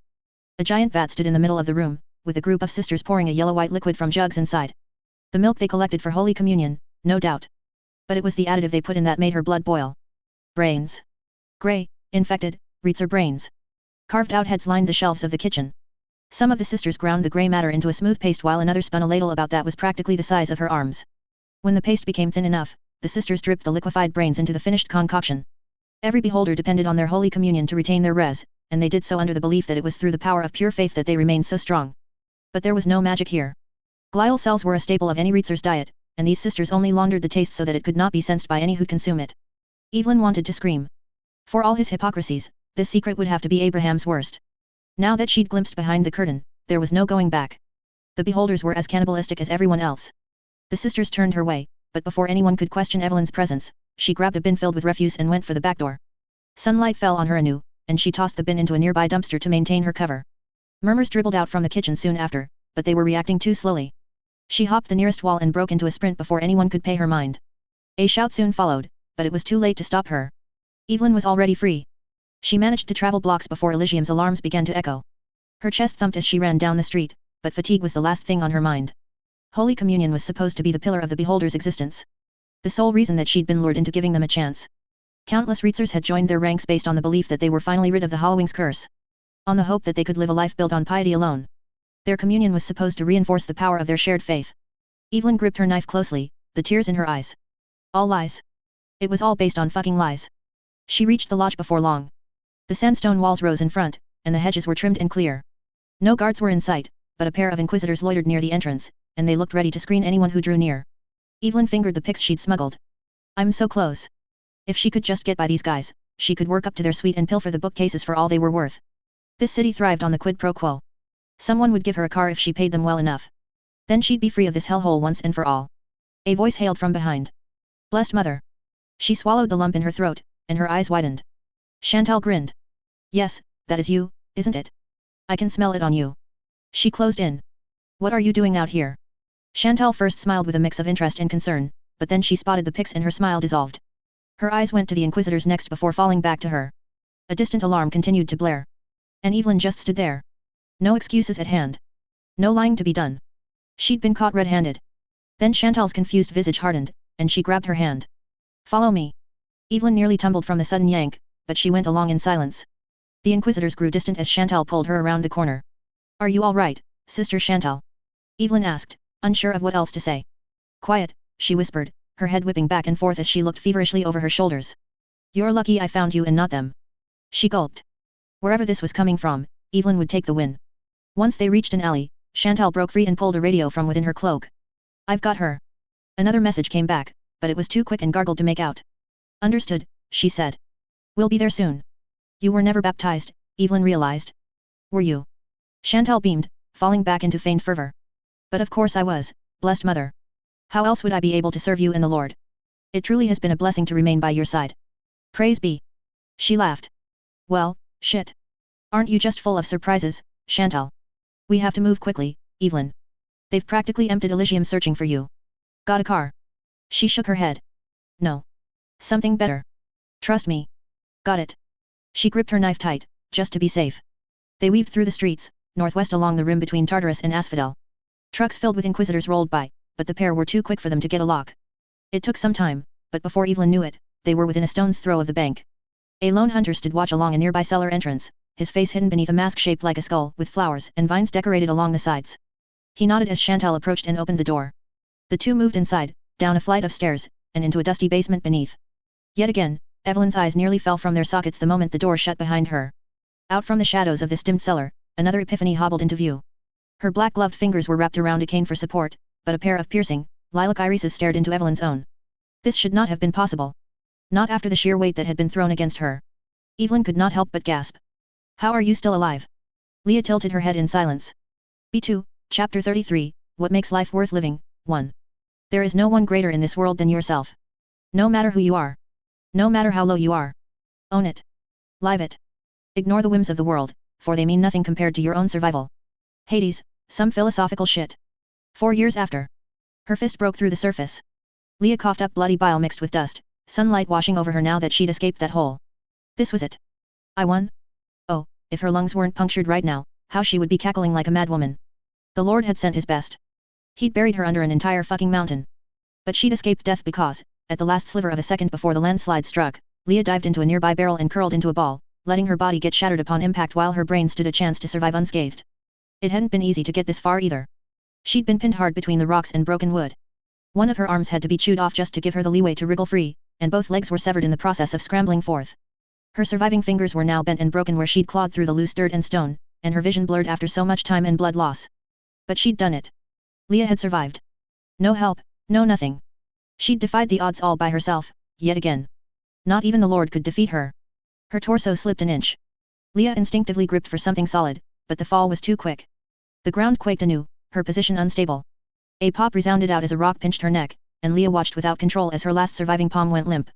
She knew this sense at once. That was her spinal column that had been cracked. She'd just been paralyzed from the neck down. A death sentence out here. No. Fuck, no.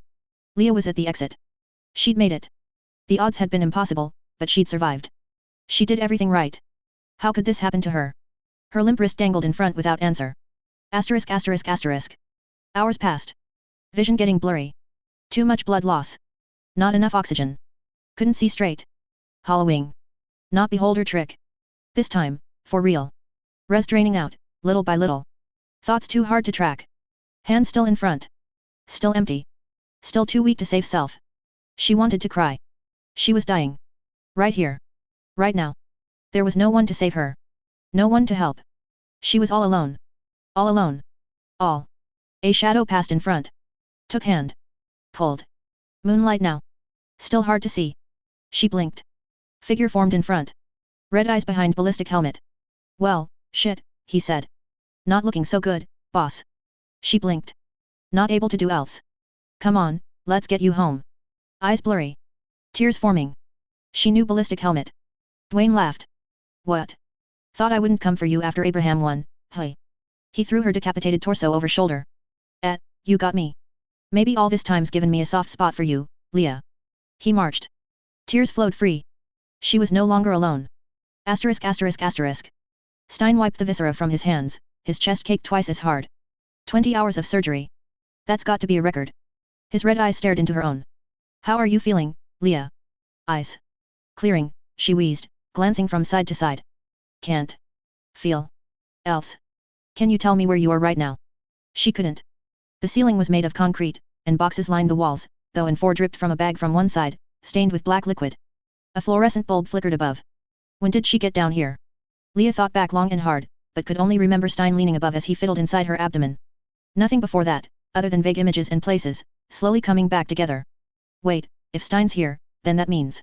She coughed. Mothers. Grace. He shook his head.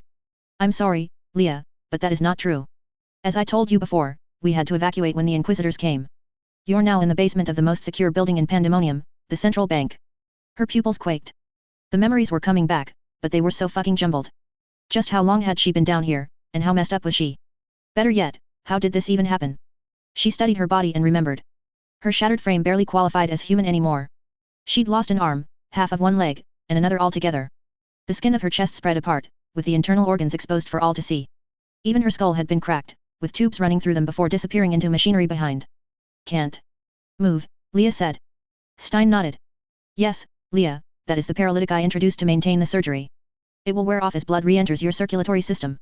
I'm fine. He frowned. We've had this conversation before, Leah. There is good news and bad news for you. Because of Dwayne's intervention, I was able to oxygenate your brain enough to reverse your immediate hollowing.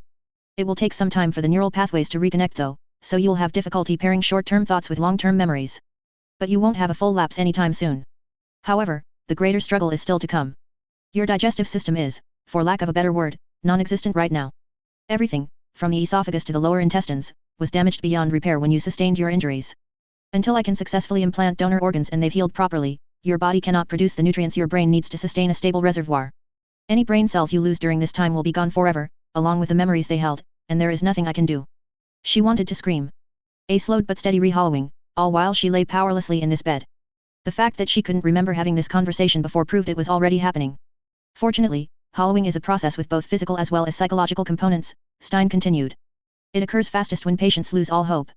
If you avoid that trap, you might make it to the other side as yourself. I must be clear with you though, Leah. No one has ever suffered these types of injuries and survived. Not without losing their reservoir altogether. He stared deep.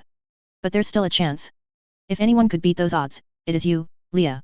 You just have to fight against it. You just need to find whatever it is that makes your life worth living. My life. She concentrated hard, but the more the memories bled back in, the more futile her circumstances became. Her body was shattered and her city had been lost, and all she could do was lay here and stare. What a joke. Did she really have anything left to make this suffering worth it? And yet, Stein still sat above, watching her, praying that this would not be where Leah disappeared for good. Could she let his work have gone to waste? Thank you, she squeaked. I will fight. Asterisk asterisk asterisk. Man cannot possess anything as long as he fears death, Fran continued. But to him who does not fear it, everything belongs. If there was no suffering, man would not know his limits, would not know himself. Leah watched on as Fran turned the page of her book, shifting between English and whatever language it was first written in. The paralysis had worn off, but still, Leah could not move. Air forced its way into her throat through a tube, and every couple of minutes, her body convulsed when an electric shock jolted her dead heart into a beat, pressing blood and oxygen through her veins again. The floor had been swapped with a chained-up hollow, and a vacuum pump circulated its fluids into hers, replacing the exposed blood before it could coagulate. And Fran had taken this opportunity to preach to her endlessly. She scoffed. Don't give me that look, Leah. If what the doctor says is true, then your res is hollowed enough. Might as well take the opportunity to fill it with something other than that crude hunting of yours. She lifted her book and continued. Leah supposed that this was okay. With nothing else to do, why not hear about a new book? Fran was right too. Something more profound hid beneath Tolstoy's words. A certain poeticism she'd never heard before. One of Fran's guards entered, his rifle drawn. Boss, we've got someone approaching on the northern perimeter. Who? Looks like that human woman showed up with a group of beholders, waving a white flag. You'd better come up and see for yourself. Fran sighed. Oh well, 'tis no rest for the wicked, I suppose. She set her book aside and strapped a riot helmet in place. Her guard began to wheel her away. Don't hollow out on me until I return, Leah. There's plenty more where that came from. Her arms were tied in place to keep the convulsions from becoming too intense, but Leah managed to squeeze her braced fingers an inch. It was the closest she could do to wave back. Asterisk asterisk asterisk. I see your legs are healing back nicely, Chantal said with a grin. Stein says you'll be back to full mobility before long. That was only half true, Leah knew. Dwayne had managed to dig up the limbs she'd severed a couple days back, but some chunks were beyond repair. Having small sections of muscles implanted would be less deleterious to her mobility than foreign replacements, but it was more than possible that she'd forever walk with a limp. Returning to full strength seemed like a passing fantasy. And that was before her hollowing, which still pressed against her mind, every second of every day that passed while her stomach lining grew back. 2 surgeries to go before you're in the clear, she reminded herself. Looks like you're starting to shrivel again, Chantal said. Don't worry, I'll take care of it. Her chest and scalp had been closed for the time being, but Leah still couldn't move. Not with the defibrillator that spiked occasionally, along with the oxygen tube shoved down her throat. Chantal didn't mind taking care of her though. Wiping away the dead skin, applying the preservatives, and giving her fresh makeup to keep her skin flush. She chatted casually as she went through the routine, as though nothing bad had happened. Then Chantal reached her midsection and cringed. A vile smell filled the room the moment she pulled up the plastic wrapping around her waist. Leah didn't need to see the damage to estimate how fucked her bowels still were, along with how little control she had over them. But Chantal buried the wince with another smile. At least you're strong enough to crap again. She drew some gloves and went to work cleaning it away. If only Leah could respond, she'd say the one thing on her mind. How the hell do I deserve you? Asterisk asterisk asterisk. I raise you 20 pics, Dwayne said, tossing the chips on the nightstand beside him. What you want to do, boss? Leah blinked once. You sure you want to call? All you've got is a pair of 4s. She blinked twice this time. He shrugged. If you insist. He flipped over his own hand and chuckled. Look at that, 3 of a kind. Another 80 pics for me. He pulled the earnings his way and reshuffled the deck. This was the most rigged game of poker imaginable. Because Leah couldn't move, Dwayne acted as the dealer and challenger, and left her cards face up for both to see. She'd tried every strategy of communicating back via blinking too, from a simple 1-2 language style of yes and no to Morse fucking code, but regardless of what she chose, he made every decision for her. In the most Dwayne fashion imaginable, they had played over a dozen hands, yet he hadn't made a single bet. He was just helping himself to a box of pics while Leah could do nothing but watch on. And yet, somehow, this was still fine. Just having someone else in the room helped to keep her mind going. B2, Chapter 33, What Makes Life Worth Living, 2. I kill Friar today for you, Flamingo announced, the skeletal grin of his mask seemingly wider than usual. I string him in Tartarus for all to see. He had others with him. A pair of surviving hunters from El Dorado with their Dia de los Muertos masks. From what Leah had been hearing, they'd been acting as the heaviest resistance against Abraham's takeover. Good shit, Leah scribbled onto a pad of paper. Make sure to spread their patrols thin. Thankfully, now that her fingers were strong enough, she could write without issue, which became her preferred method of communication. No more easy wins for Dwayne. It couldn't be helped either. Another complication had occurred with her lungs during the last surgery, and there was no telling when the tube would be removed for good. Stein seemed of the mind that he would keep it in place until her stomach acidity reached normal levels. Flamingo raised a fist. Tomorrow, I kill 2 Friar. They will be weak for when you retake your city. My city, she mused. Was it just for her? Or did it belong to someone else? Asterisk asterisk asterisk. All things considered, could be worse up there, Karen said, his face locked in its perpetual neutrality. Beholders are letting me keep track of the sticks. Only difference is that they want my guys controlling who goes out instead of in. Oh well, Hades used to give me weirder orders. Of course, Karen would adapt to this new world order. He'd never given a shit who made the calls so long as he was the one who managed his coveted sticks. That he'd even made the hike over felt more like a courtesy call than anything. Leah scribbled onto her paper. What are their numbers? Tough to say, he said. Been busy on the border, especially with those hollows still bearing down on us. Tried to let Abraham know, but he's none too bothered. More concerned with getting everyone to show up to their daily sermons. It's gonna be a real shit show when they get here. Just give me your guess, please. I'd say there are 4 or 5,000 wearing the cloak now. Could be more, but I don't think less. They're doing a lot of those baptism things these days. 4 or 5,000. That was practically 1 in 10 of Pandemonium's total population. 1 in 10 Reitzers, all converted into them? I should get going, Karen said before standing. Wouldn't want the new boss asking questions. Leah hadn't expected Karen to lead a coup by himself, but knowing that he'd rolled over with barely a fight stung more than anything else. Then the impossible unfolded. Karen turned at the edge of the door, some fluid running down his cheeks. Get well soon, Leah. This city needs you. He left without another word while Leah lay still, bewildered. Hell had truly frozen over just now. In all her years knowing Karen, he'd never so much as shed a single tear. Asterisk asterisk asterisk. These moments were the worst. Leah lay in place while some old-world romantic comedy played on the screen across her room. Stein had convinced Fran to install it. The extra stimulation would help stave off hollowing, he'd said. And yet, Leah couldn't concentrate on this. What did she care about the trials and tribulations of some dead, fictitious humans? Not with the shit that weighed her down. She couldn't remember the old guard of Pandemonium. The names Mother and Hades rang a bell, but she couldn't place faces to them. Not anymore. Only moments half composed, like one of these movies played back, with many scenes cut out, and the others without sound. Her cruise of days were gone, the hunts she'd accomplished, the journeys she'd taken around this continent. The more this crisis dragged on, the more she lost. For fuck's sake, she couldn't even remember what Liam looked like or how they'd managed to cross the country together. Didn't we get in a truck at some point? Just like Stein said, despite all the amenities to slow down the process, nothing could stop this sustained hollowing. Until her body became strong enough to repair itself, all she could do was lay there, conscious of every second as her mind slowly degraded. But Leah couldn't surrender. Not after what everyone had done to save her. They had all come through. The council, the hunters, the workers. Leah had been so certain that everyone else existed as little more than her pawns to be kept beneath her so they couldn't rise above. That was the life she'd cultivated as head huntress. It had become the lens through which she viewed her world. Not to them though. To Dwayne and Fran and Chantal and Flamingo and so many more, Leah wasn't some despot who'd squandered power for herself. She was just a friend in need who did what she could to protect their flawed, decomposing race. Oh, how she wanted to cry. What did she do to earn such generosity? The last Scotsmen had been wiped out during the landslide. Only Leah survived. Body shattered, reservoir slowly draining out, but somehow still alive. Still herself. Why did she deserve this second chance? She stared into the flickering light above and knew the truth. God, the Lord whatever he called himself. He wanted to use this moment to finish what he'd started. Reitzers were a blip against his grand design. An error of free thought in an otherwise dead world. If Abraham succeeded in snuffing out the last of his defectors, no one could contest him in wiping the slate clean. That was why Leah had to fight. She could never allow that to happen to her friends. Asterisk asterisk asterisk. Evelyn gasped. How the hell are you alive? Leah tilted her head in thought. How had she, really? She began marching around the basement, made awkward by the cane she'd been forced to use. Even with her body regenerated enough to move, most of the muscles were still recovering, and there was no telling how long it would take or if it could be done at all. The weight of her palm pressed against the cane as she limped about. Been asking myself that question a lot lately, Leah said. Part of me wants to say that it was my own initiative that got me through. Part of me knows it was dumb luck. But the truth is something else altogether. Perhaps it's better to start by explaining how that landslide happened in the first place. I had Dwayne and Flamingo look into it as soon as I had the inkling. Sure enough, they found scorch marks at the top of that cliff, the kind that only plastic explosives could make. Abraham knew we were coming and made the ultimate gamble to see it through. Sacrifice his camp and a sliver of his followers, but kill me in the process. All framed as divine intervention so everyone else would fall in line. She exhaled. No, the Lord didn't strike me down that day. It was just Abraham pushing his agenda, and I don't know if it's ever been anything different. Evelyn furrowed her brow. It hasn't. He's been splicing Reitzer brains into his holy communion that his people drink once a week. They've never gotten by on pure faith alone.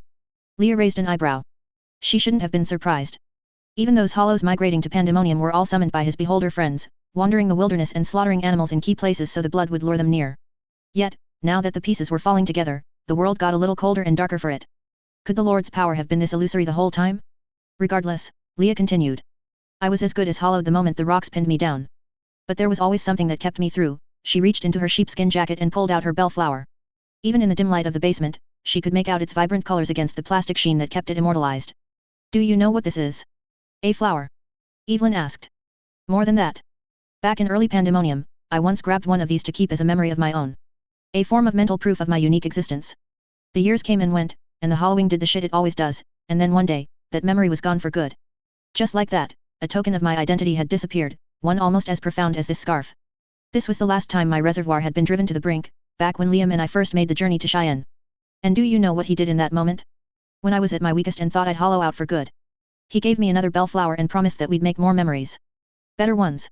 Together. I've been plucking new ones every so often since, all to remind myself that my life is worth living. Even when the beholders stripped me of everything else. My clothes, my weapons, my scarf. I still had this. My own form of strength to keep my res as my own. It is the sole reason I was able to stave off their indoctrination. Leah took a step forth. However, part of me has never seen this bellflower's real power until now. Abraham thinks that blind faith is a substitute for worthwhile relationships. That we can all combat the Hallowing indefinitely if we just believe in one man's vision. Strength in numbers is a truth in this world. It should follow that absolute numbers begets absolute strength. But his beholder ideology is rooted in a set of lies. No more than a fever dream. True strength can never come under those terms. It has to be rooted in the authentic relationships that we cultivate. Just as I saved Liam and he saved me, we both became stronger through our friendship together. That is what makes my life worth living. I suppose I'd always known this, deep down. But I'd forgotten. We've all forgotten. She thought back to Socrates. Though the memory of that day had blurred through her hollowing, bits and pieces still held firm. His version of reality missed the point. No one was truly alone so long as they never stopped reaching out to those they loved. Leah met her in the eyes. I may be a cold-blooded bitch, but I'm sure as fuck not blind to your suffering, Evelyn. You were driven right to the beholders because of my narcissism. Your family came to me for help, and I shoved you in a closet to be forgotten. Someone like you, tossed to the wayside while your safety was left in the hands of someone who wasn't nearly as invested. It wasn't like I didn't know how you'd react either. Frankly, I just didn't give a shit at the time. Instead of treating your family with the respect and dignity you deserve, I thought your presence in this city could only make me weaker. Abraham's been exploiting that gap. For you, for me, for us all. By dangling the prospect of eternal love and companionship, we've all become victims. No more than prisoners forever trapped inside his fever dream. We cannot escape if we're doing it by ourselves. Evelyn stared deep. What are you trying to say? Leah rubbed the plastic petals. This world's sitting at the edge of ruin, but there's only one way to bring it back. She handed over her bellflower. Fight with me, Evelyn. Not as my soldier but as my friend. No matter what comes next, we can beat the odds so long as we do it together. For a while, Evelyn said nothing, her dark eyes cold and blank, and lips locked in a tight, thin line. Leah watched on in calm patience. The two of them might have started from opposite ends of the hollowing, but they were both forged through the same fires. If anything, Evelyn stood as the human version of Leah. A pragmatic killer who fought until the bitter end and then some. All to keep herself and those she loved intact. How had she not seen this truth until now? Evelyn grabbed her hand, the bellflower between their fingers. First things first, we need to find Liam and my daughter. Deal. They shook. Let's end this. B2, chapter 34, Heretic, 1. After this I looked, and behold, a great multitude that no one could number, from every nation, from all tribes and peoples and languages, standing before the throne and before the Lord, begging for his deliverance. Father Abraham, the holy word. 12 years after. Fuck this job. Zeke hobbled through the woods, the blood twisting his long brown duster into a darker black through his many open wounds.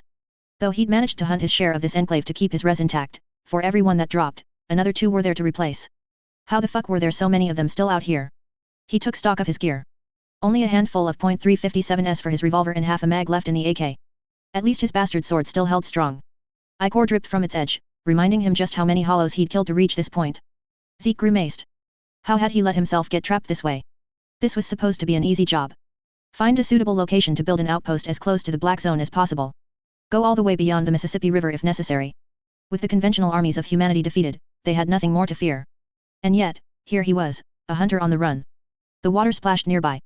Whispers followed. Zeke spat out a glob of blood and hobbled further, his bastard sword resting over one shoulder while his revolver sat in his other hand. Here they come again. The Beholders. A seemingly small group of religious nuts set up in a bayou in Louisiana. Zeke had even offered to bring them back to Pandemonium after his crew ran into them. They were harmless enough, and he needed a place to hide out until a nearby herd of hollows migrated away. But then his people started disappearing, one after the next. No choice but to turn hostile then, but Zeke was too late. What had started as a crew of 8 dwindled to 4 before he discovered their game, and now he was the last man standing. Just keep going, and you're out. He could handle the hollows well enough. Get close, hold breath, blend in, and shamble off to safety before these Beholders caught him. Once he reached the herd, he'd be in the clear. Then he'd go back home, let Hades know how many of these fuckers were out here, and bomb them back into the Stone Age where they belonged. He grinned, knowing how satisfying that would be. Zeke paused. There was something in the air. A sense that he couldn't quite place. The kind of instinct that always protected him before now.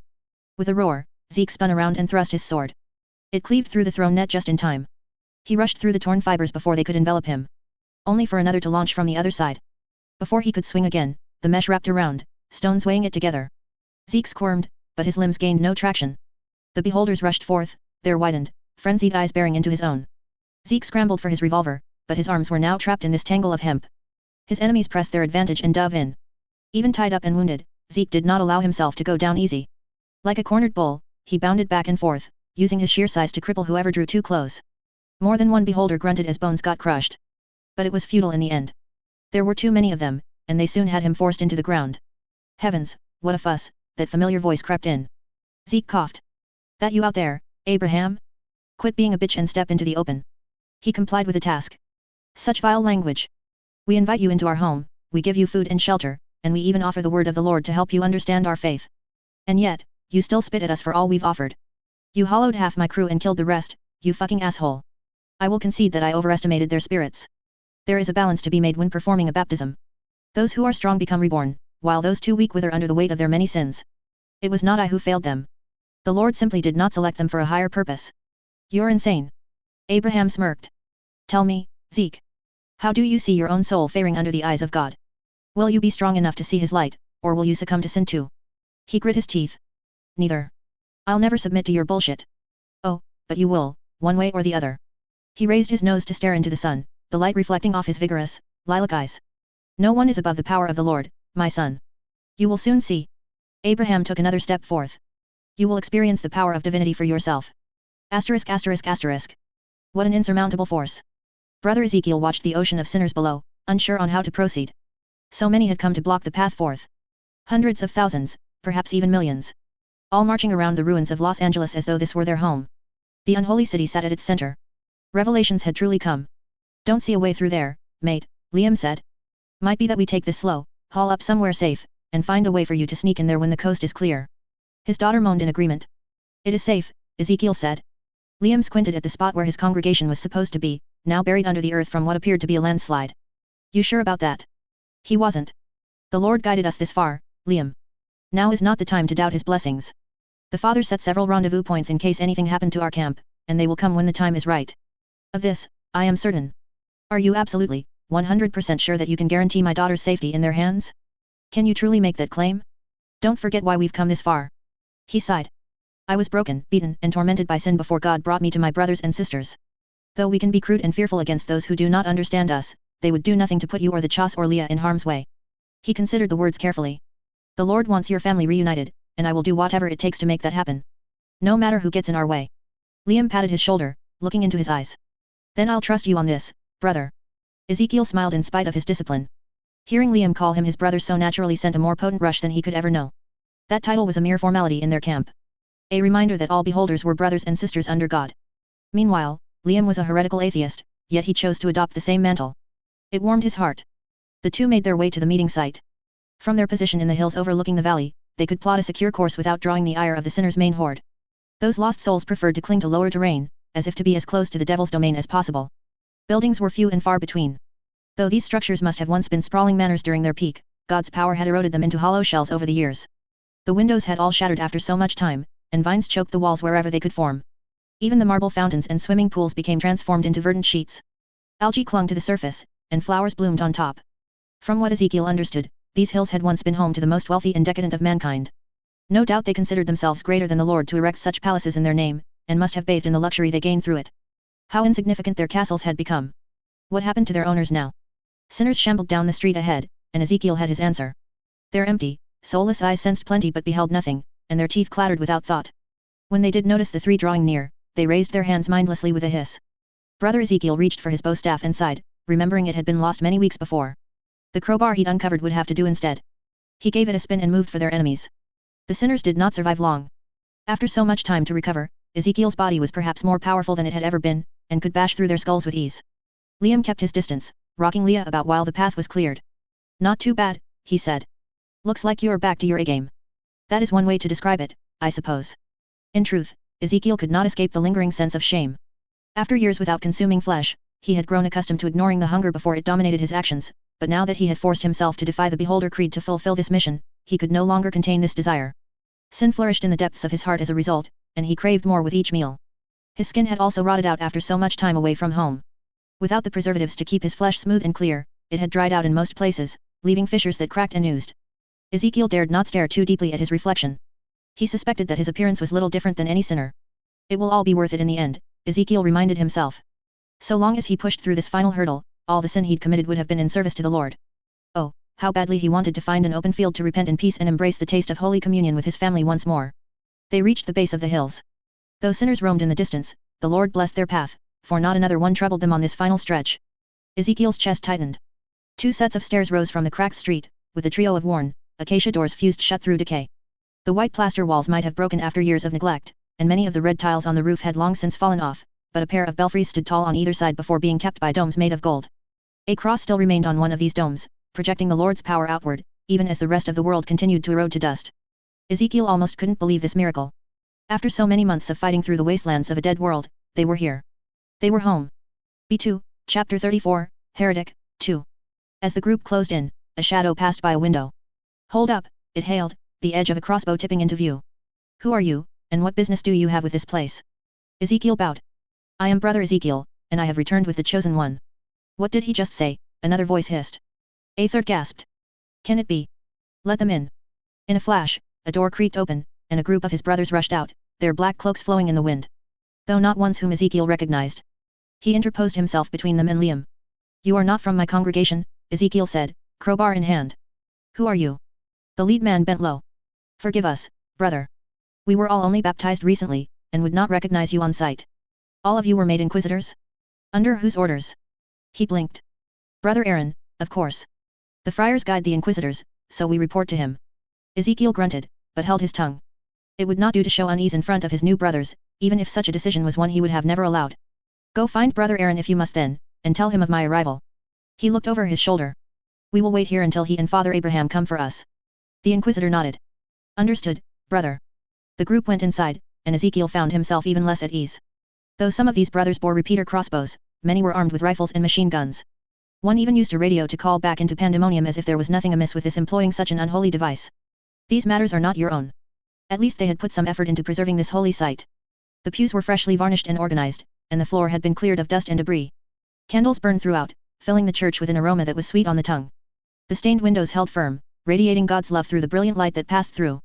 Ezekiel probed the head inquisitor or Brother Paul as he'd been renamed upon baptism and learned of the many developments since his exodus.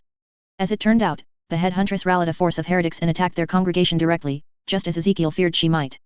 But the Lord protected them by gifting the Father with a premonition before, sparing their community while destroying the assassins. The rest of Pandemonium had since seen the folly of their ways and been baptized in the Lord's light, though many still resisted the Beholder's holy crusade. The unsullied mother, Evelyn, had also been located, and now stood by Father Abraham's side. And yet, for all the talk of their divine cause and the faith in their eyes, it was not lost on Brother Ezekiel that these men brandished unholy instruments as their own, and used the technology of a sinful world to supplement their arsenal. Did everyone else forget how their community had been built? You've been away too long. There was no telling just how many changes were made in a fight against heretics. The Lord only knew what trials his people faced in his absence. And he was far from one to judge after his own journey. A pair of trucks rolled in some time later, with Father Abraham inside. Ezekiel swallowed the bile in his throat at the sight of someone so pure inside a machine so ugly. More inquisitors came out to his flank, armed with their own automatic weapons. Praise be the Lord's power, Father Abraham said, his jaw dropping at the sight of him. Brother Ezekiel nodded. Blessed be his name. It is good to see you, Father. He held up his hands. Come to me, my son. What a truly auspicious time that we live in. As the armies of the dead converge and the hour grows late, the Lord has delivered you right on time. Ezekiel closed his eyes as Abraham's fingers clasped his face. It had been so long since he'd felt this touch. Well, Ezekiel, you have become quite corrupted, it appears. In more ways than one. I did what was necessary to see this mission complete. And complete, it is, he pointed out, his eyes narrowing on Liam and Leah. Not only have you located the chosen one, but you've done so without harm. Where is my wife? Liam asked. She awaits you back in the tabernacle, where you belong. He narrowed his gaze onto him. Why didn't she come with you then? Must she have? Liam grit his teeth, but Ezekiel stepped between. Forgive us, Father. It has been a long journey, and we have gone through many trials to reach this point. Please bring him to Evelyn. They deserve to see each other again. But of course, Father Abraham said with a warm smile. We need not drag out such a holy reunion. The group started making their way, with Liam holding his daughter close, and Ezekiel lagging behind. But then one of his brothers stood in between. Not you, Abraham said, his tone suddenly sharp. Ezekiel grimaced. I must accompany them. Of course.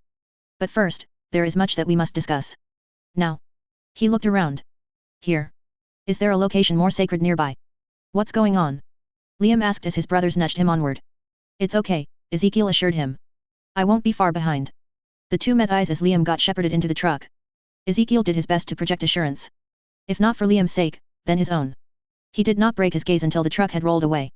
Only then did he turn back to Abraham. I must ask, Father. What is the meaning of this? Do not forget whom it is that you speak, he said, his voice sharp as a knife. I wish to understand what exactly transpired on this mission of yours. Though Ezekiel understood not why Abraham would be so tense, he did his best to obey. He recounted the raid at the hospital, and his chase up north, and the loss of the brothers, and the hunters who came for them, and the arduous trip back home. No words were minced, nor did Ezekiel shy away from his own indulgence in sin. Abraham watched him in silence, his countenance veiled behind a wall of piety. Abraham frowned once he finished. So much sin. So much heresy. And yet, you not only befriended the man you hunted, but you returned the chosen one to us in the end. God truly blessed our journey, Ezekiel agreed. But he remained perturbed. Is that how you view this journey? Not merely of success, but of a divine victory gained? Need I remind you of how much was lost while you were away? It was not just your brothers and sisters who gave their lives in defense of something more, but the camp that we all slaved to build over many long years. The tabernacle fell as well, with the holiest place lost with it. He furrowed his brow. And you still speak of this escapade of yours as though it were all God's will. Ezekiel averted his gaze. I was certainly lost for much of this mission, and did not see the truth until I consumed flesh. He smiled. I suppose that only through facing sin up close did I discover the Lord's light for myself. I am ready to perform whatever repentance is needed. As long as you are ready to accept responsibility for your actions, there is hope that your soul can be saved yet. It was then that Ezekiel realized his other brothers had him surrounded, guns in hand. A pair grabbed his arms before he could react. He gasped. Father, what are you doing? Exactly as you have requested, he said. Clouds passed by the windows, shrouding his face in shadow. That you indulged in so much sin is license enough for an inquisition, but the fact that you've deluded yourself into believing this was all part of the Lord's plan is nothing short of the devil's work. Such flagrant heresy cannot be allowed to stand. I returned with the chosen one. But only after you violated the peace I established with the heretics, Father Abraham countered. Fighting heresy with further heresy only begets more heresy. Your dead brothers are a testament to what your hubris accomplished. Thankfully, the Lord brought the chosen one back home despite your treachery, and not because of it. His lips were quivering. But Father, I did so under your orders, he'd done everything because of him. He did not blink. Do you not see how the devil commands your tongue, Ezekiel? I made no such order. I would never violate a covenant I made under God, even if it was done with heretics. This betrayal was a machination of yours alone, and you bear responsibility for all the damage that it has inflicted. Ezekiel couldn't speak. He couldn't think. This wasn't right. It couldn't be. After so much time on the road and so many memories lost, there was only a single one that kept him going, every step of the way. Abraham had looked into his eyes and said those most precious words. Save Leah Fenix. Save the Lord whom has saved your soul. Do not return without her. The fate of the world depends on it. And yet, as he studied the eyes of his father, he saw neither recognition nor shame. Only that of genuine disgust. As though it was Ezekiel who held a twisted memory and not him. But that was impossible. None of this made sense. I don't know what to do. Ezekiel shouted, his voice uneven. Allow yourself the dignity to rest in peace, my son. Allow us to purge your tortured soul from its corrupted shell so that you may have a chance at peace in God's eyes. He bowed his head in silence. What more could be done? Do make it quick, Father Abraham said to his brothers. I wish to preserve the soldier this man once was, not the heretic he has become. They nodded and dragged Ezekiel away. Not that they needed to bother. He'd lost all his strength to resist. Father Abraham turned to leave. Wait, Ezekiel said before he was gone for good. Please tell me this much, Father. What will be done with Leah Fenix? He looked over his shoulder. 7 trumpets sounded to reach this point, but 7 bowls must still be poured. I will make this decision, just as God wills. It took a moment to process the words, but Ezekiel gasped when the revelation took root. You can't.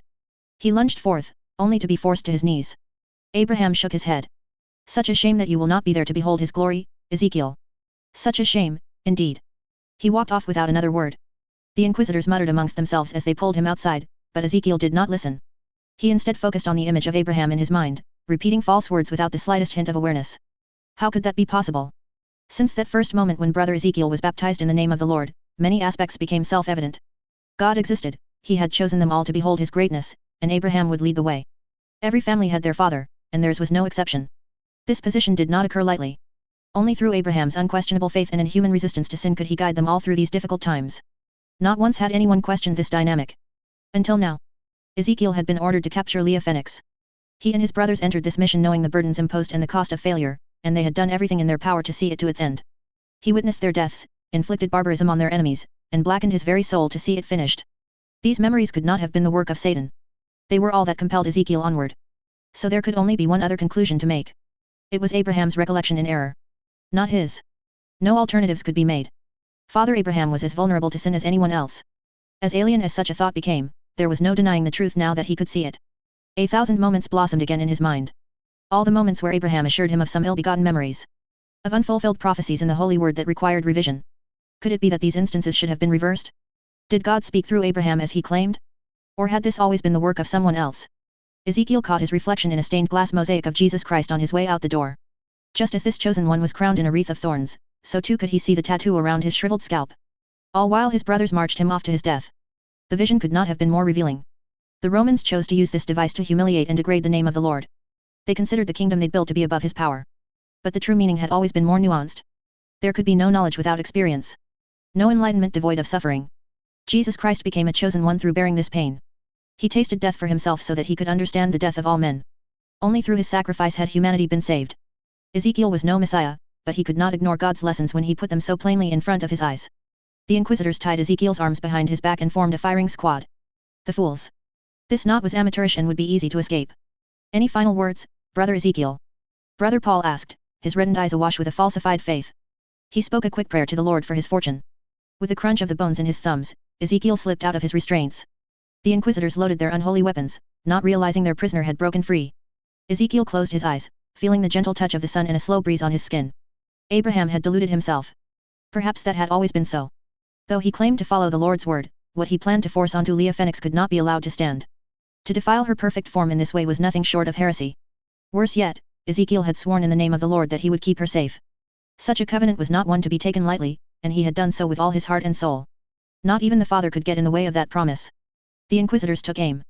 Ezekiel opened his eyes, his resolve and faith more unshakable than ever. No one was above God's judgment. No one.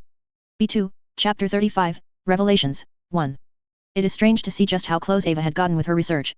With perhaps little more than a few adjustments in specific carbon chains, HBRS would have been ready for human trials. Just a few atoms moved around is all that stood between the death of mankind and its salvation. Mother, notes on HBRS 15.21. 6 years after. Was this how it ended? Liam watched the streets of Pandemonium with apprehension. So many hollows had gathered just beyond the sticks, and those residents inside were either bowing out of the way of the beholders, or had been converted into their ranks. Crosses arose where vendors once conducted business, and a grim silence sat in place of the usual cacophony. Even devoid of the neon lights did not make this place any more humble. It only became lifeless. He clutched his daughter tight as she clung onto Hungry. So long as they were reunited with Evelyn, their family would be made whole. Nothing else mattered. Not to Liam. Whether the beholders sought to build some glorious kingdom or burn the bloody place down, he could care less. He'd lost one family before. Well over a decade had been spent agonizing over their absence. He had even traversed the better part of the Pacific Ocean to see them yet again, followed by an ever more arduous land journey. In the end, that did not make the slightest bit of difference. His family had vanished when the Hallowing began, and nothing could be done to undo that loss. But this one still had a chance. If Liam learned anything from his time with Ezekiel, it was that if he was willing to set aside his differences and reconcile, Evelyn would never be lost forever. They were creatures of love and compassion, after all, and if they had any purpose in this world, it was to give it to each other. What was God's love when compared to that? The truck drove into the parking lot of Elysium, with a group of inquisitors keeping watch. They got out of the car and went up the stairs. Candles lit the walls, beholders bowed out of the way, and their footsteps echoed against the linoleum floor, but Liam could not help but feel the hairs rising on the back of his neck. Oh, how he wished that Ezekiel was with him right now. He might have had assurances aplenty, but without his mate's presence, how strongly could he trust them? But then they entered another chamber and forgot all else. Evelyn was there. Clothed in the white cloaks of the beholders and with heavy bags below her eyes. But she was there. Still alive and moving. Her jaw dropped. Liam. Evelyn, my love, he set Leah on a nearby bed and rushed over. The two wrapped each other in their arms. I missed you so much. Her voice cracked, somewhere between a chuckle and a sob. Same. I was starting to think you weren't coming back. What took so long? He kissed her cheek. Ah, a bit of a flat tire situation on the road. Nothing a little hike couldn't fix. Our daughter got quite the tan too. Right. Let's get her back to mommy. She shifted in place, then stiffened. What are you doing? Liam looked over his shoulder, only to realize that one of the beholder maids had entered the chamber and moved for Leah. By the time he realized what she was up to, she'd already grabbed their daughter and made for the exit, leaving Hungry behind.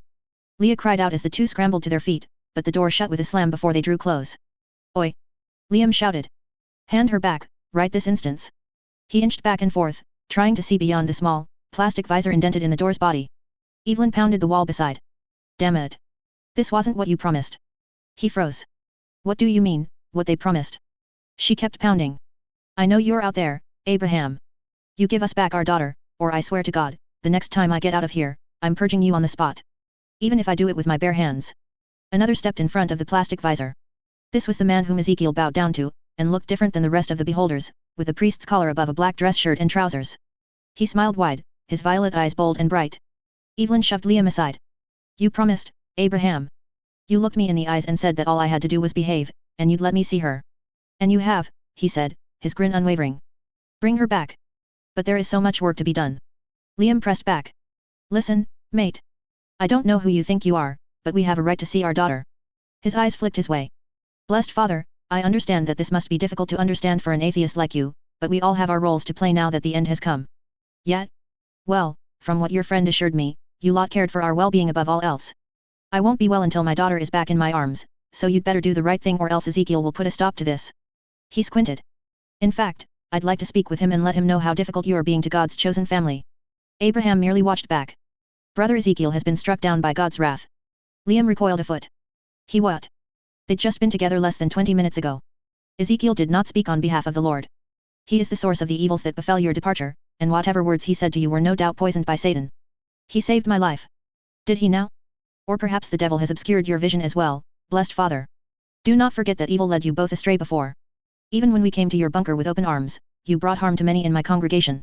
Evelyn grit her teeth. I'm so fucking sick of your bullshit, Abraham. Stop hiding behind God. You've always been in this for nothing more than to control everyone else. Is that your sincere belief? He asked, suddenly offended. After all our conversations on scripture, have you come to doubt my faith as well? I'm not falling for any more of your lies. He shook his head with a frown. Then I suppose the only comfort to give you is the truth as it occurred. Whether you'll believe it is your own choice. B2, Chapter 35, Revelations, 2. I'd appreciate it if you didn't interrupt, blessed mother and father. I know. Long stories can be trying, especially during these stressful times, but just hear me out before you go back to your hollering and cussing. I was reborn into this world like so many others at the start of the beholding. I watched as civility gave way to barbarity, where men cut down children just to see their lives extend another day more. It truly was Revelation's beginning. You know this, blessed mother. You were there. And it is here where I must confess my own sin. For when God inflicted this curse unto me, I was not above it. Not at first. Oh, yes. I killed, I maimed, I fed. Such was as natural to me as breathing. But one day, I took shelter in a place that would forever change my life. A small, unimposing church on the side of some abandoned highway, with nothing more than a copy of the Bible left behind.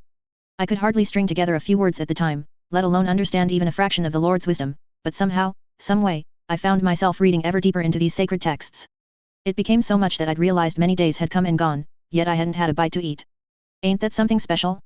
Oh, sure, I still went out every so often, but that hunger for flesh became less and less. I knew that in time, I could extinguish it altogether. I even managed to convince a small group of others afflicted with my curse to join in this cause of self-discovery through faith. Plenty of evil still existed beyond the walls of that church, however, so I took this little congregation of mine and went to a place where no harm would come to us. A quiet little bayou in the heart of Louisiana. It wasn't just us, either. We brought some cows to milk so that our throats might be quenched without death inflicted. What beautiful days those were. Finally, I had the chance to delve deeper into the Lord's words without interruption.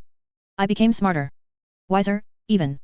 I unearthed so many truths just by reading into those beautiful words, and I realized how much evil thoughts had been weighing me down. The others looked up to me, and I began to understand what it meant to be a father. Not in the same way as you, mind you. But in my own. Sin is not to be taken lightly, sadly. Though we thought we could rid ourselves of it just by immersing ourselves in the Lord's word, it still found its way to slip through. Some began to question why we'd even do such a thing. Our minds are still slipping, Abraham, they'd say. What use is this Lord to us?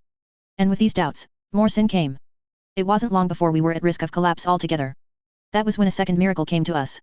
By chance, one of our less faithful members tried to leave our family, only to get trapped under a falling tree in the swamp. The poor soul had been stuck underwater for hours, and the devil had claimed most of his mind. But I refused to see that as his end.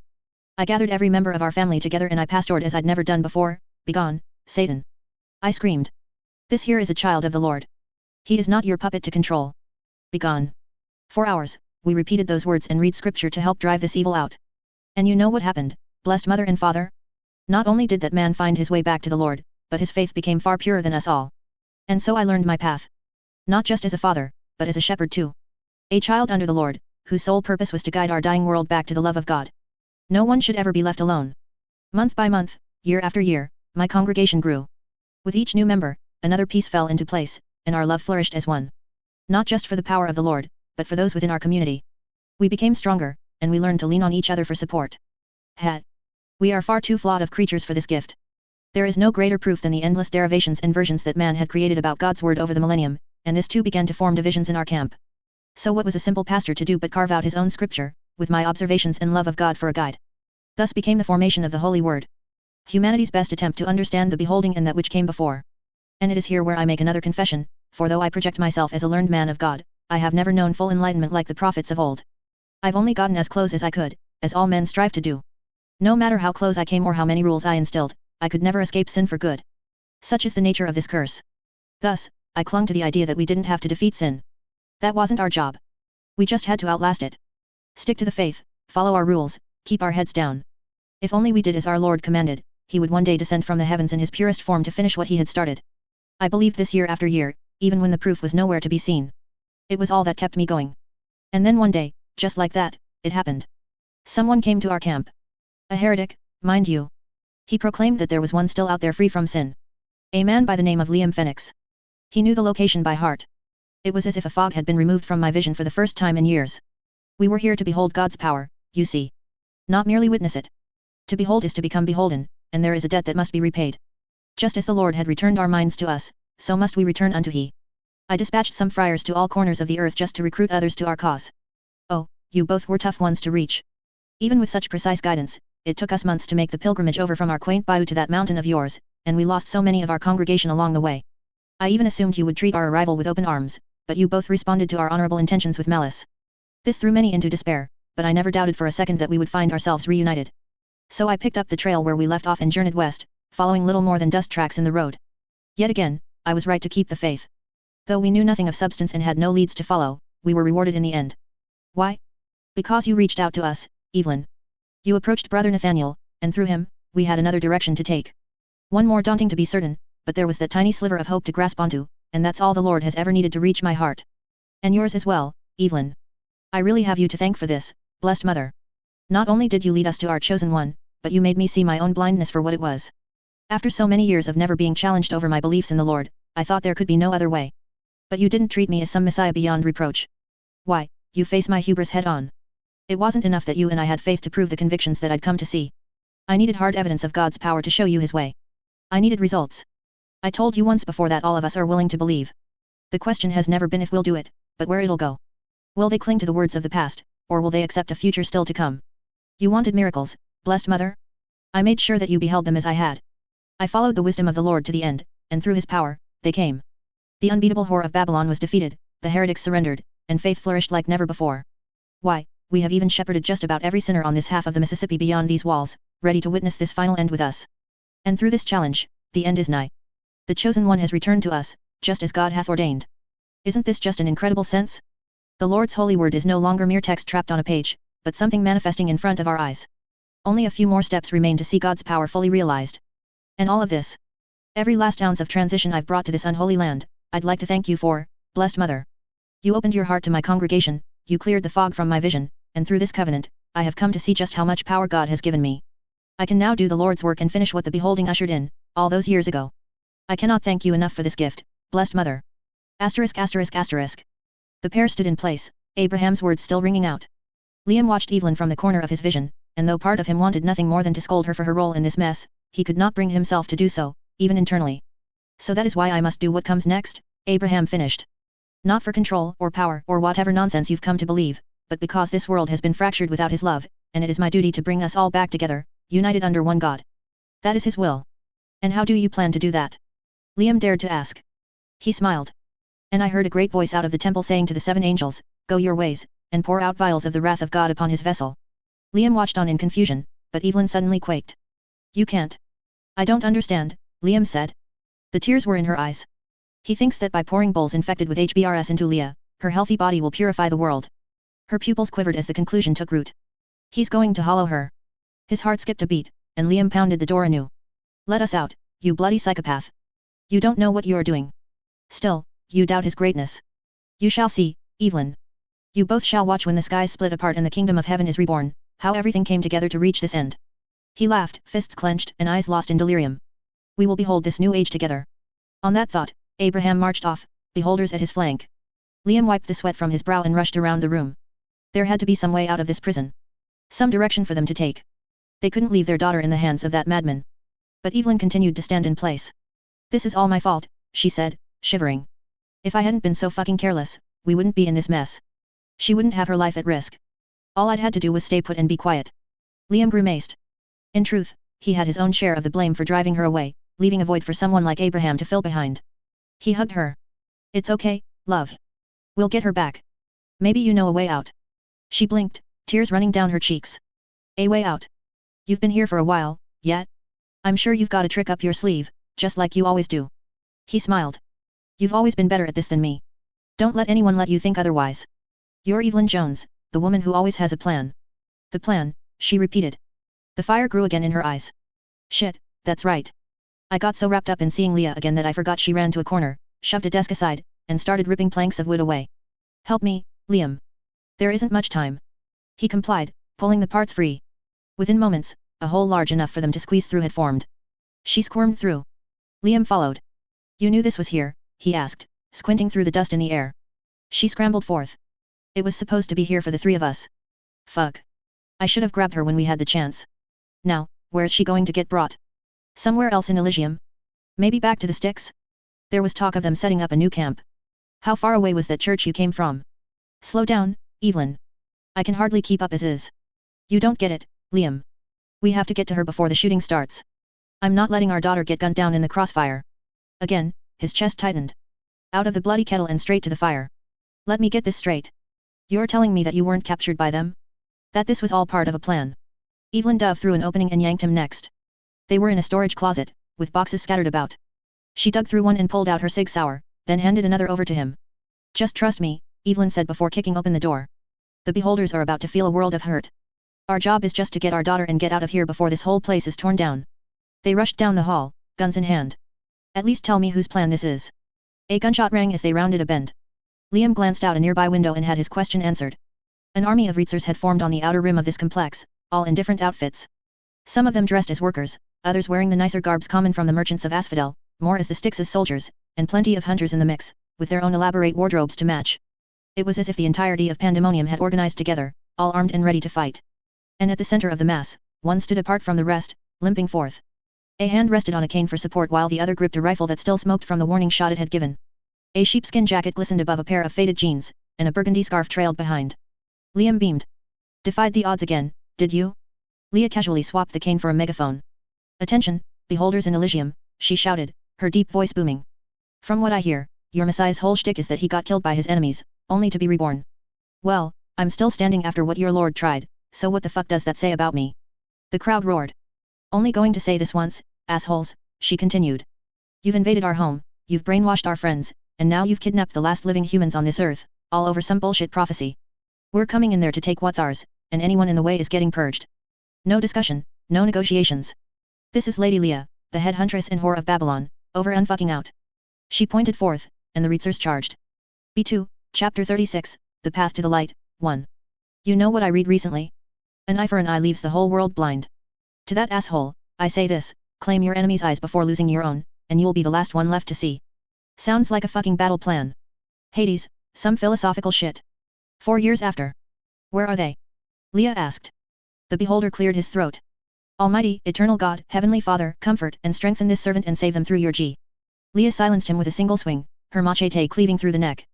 The beholder's severed head rolled but once before stopping near the pile of others who had shared the same fate. She sighed. Not a single one of them saw anything, hey. The battle raged behind. The beholders had set up all sorts of fortifications around Elysium, but none of them had expected such a large force to rise when Leah revealed herself.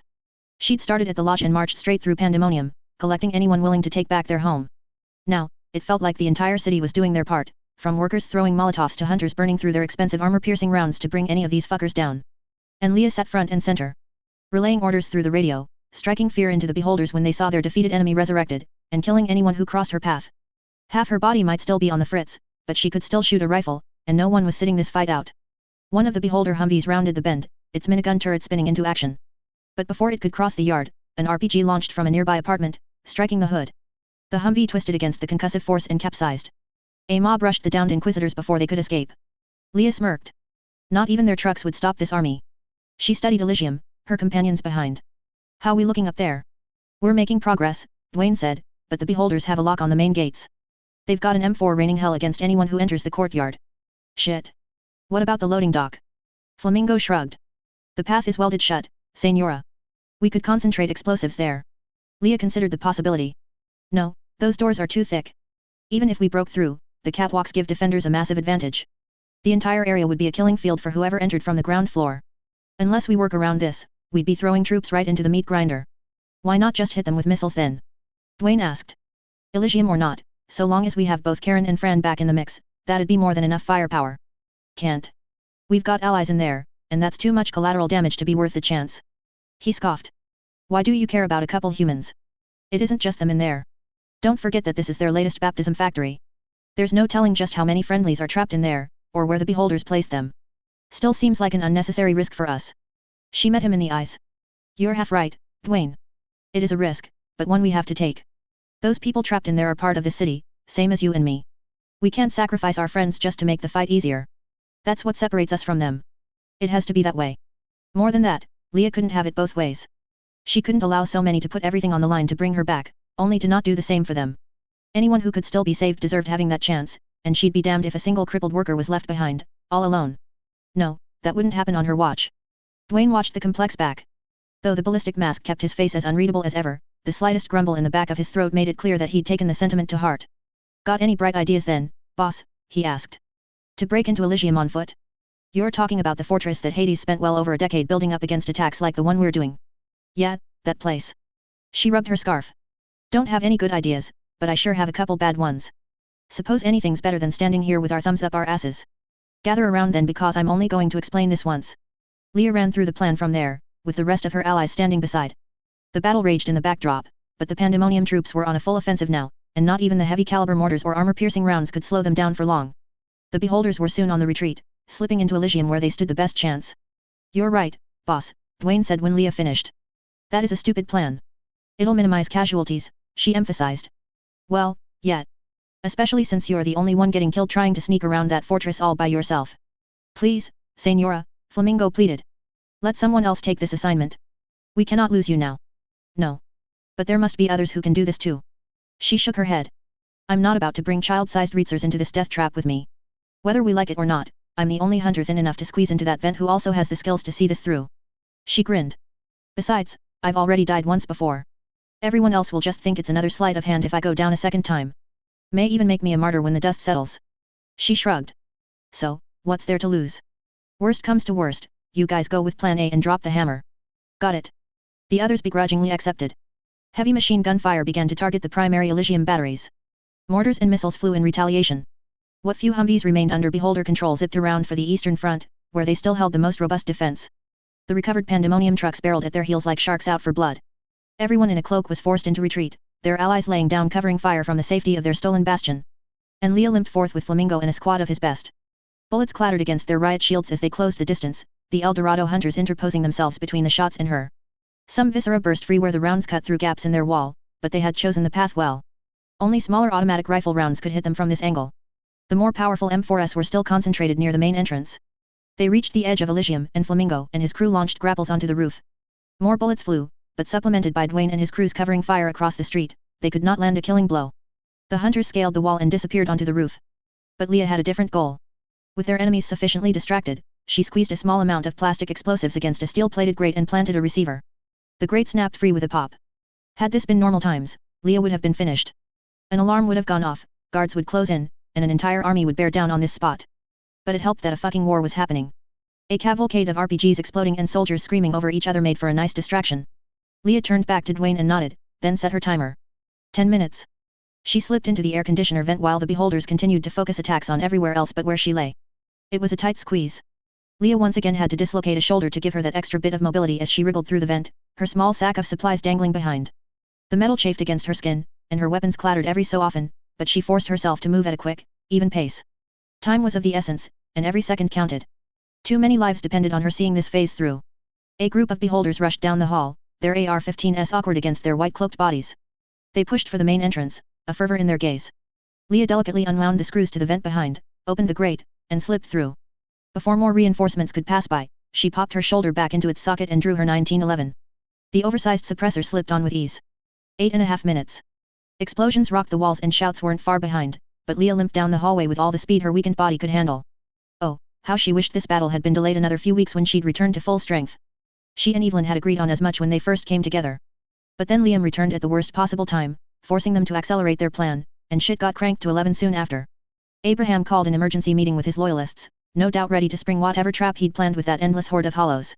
Leah perked her ears as she moved down the halls. This was calmer than she'd expected.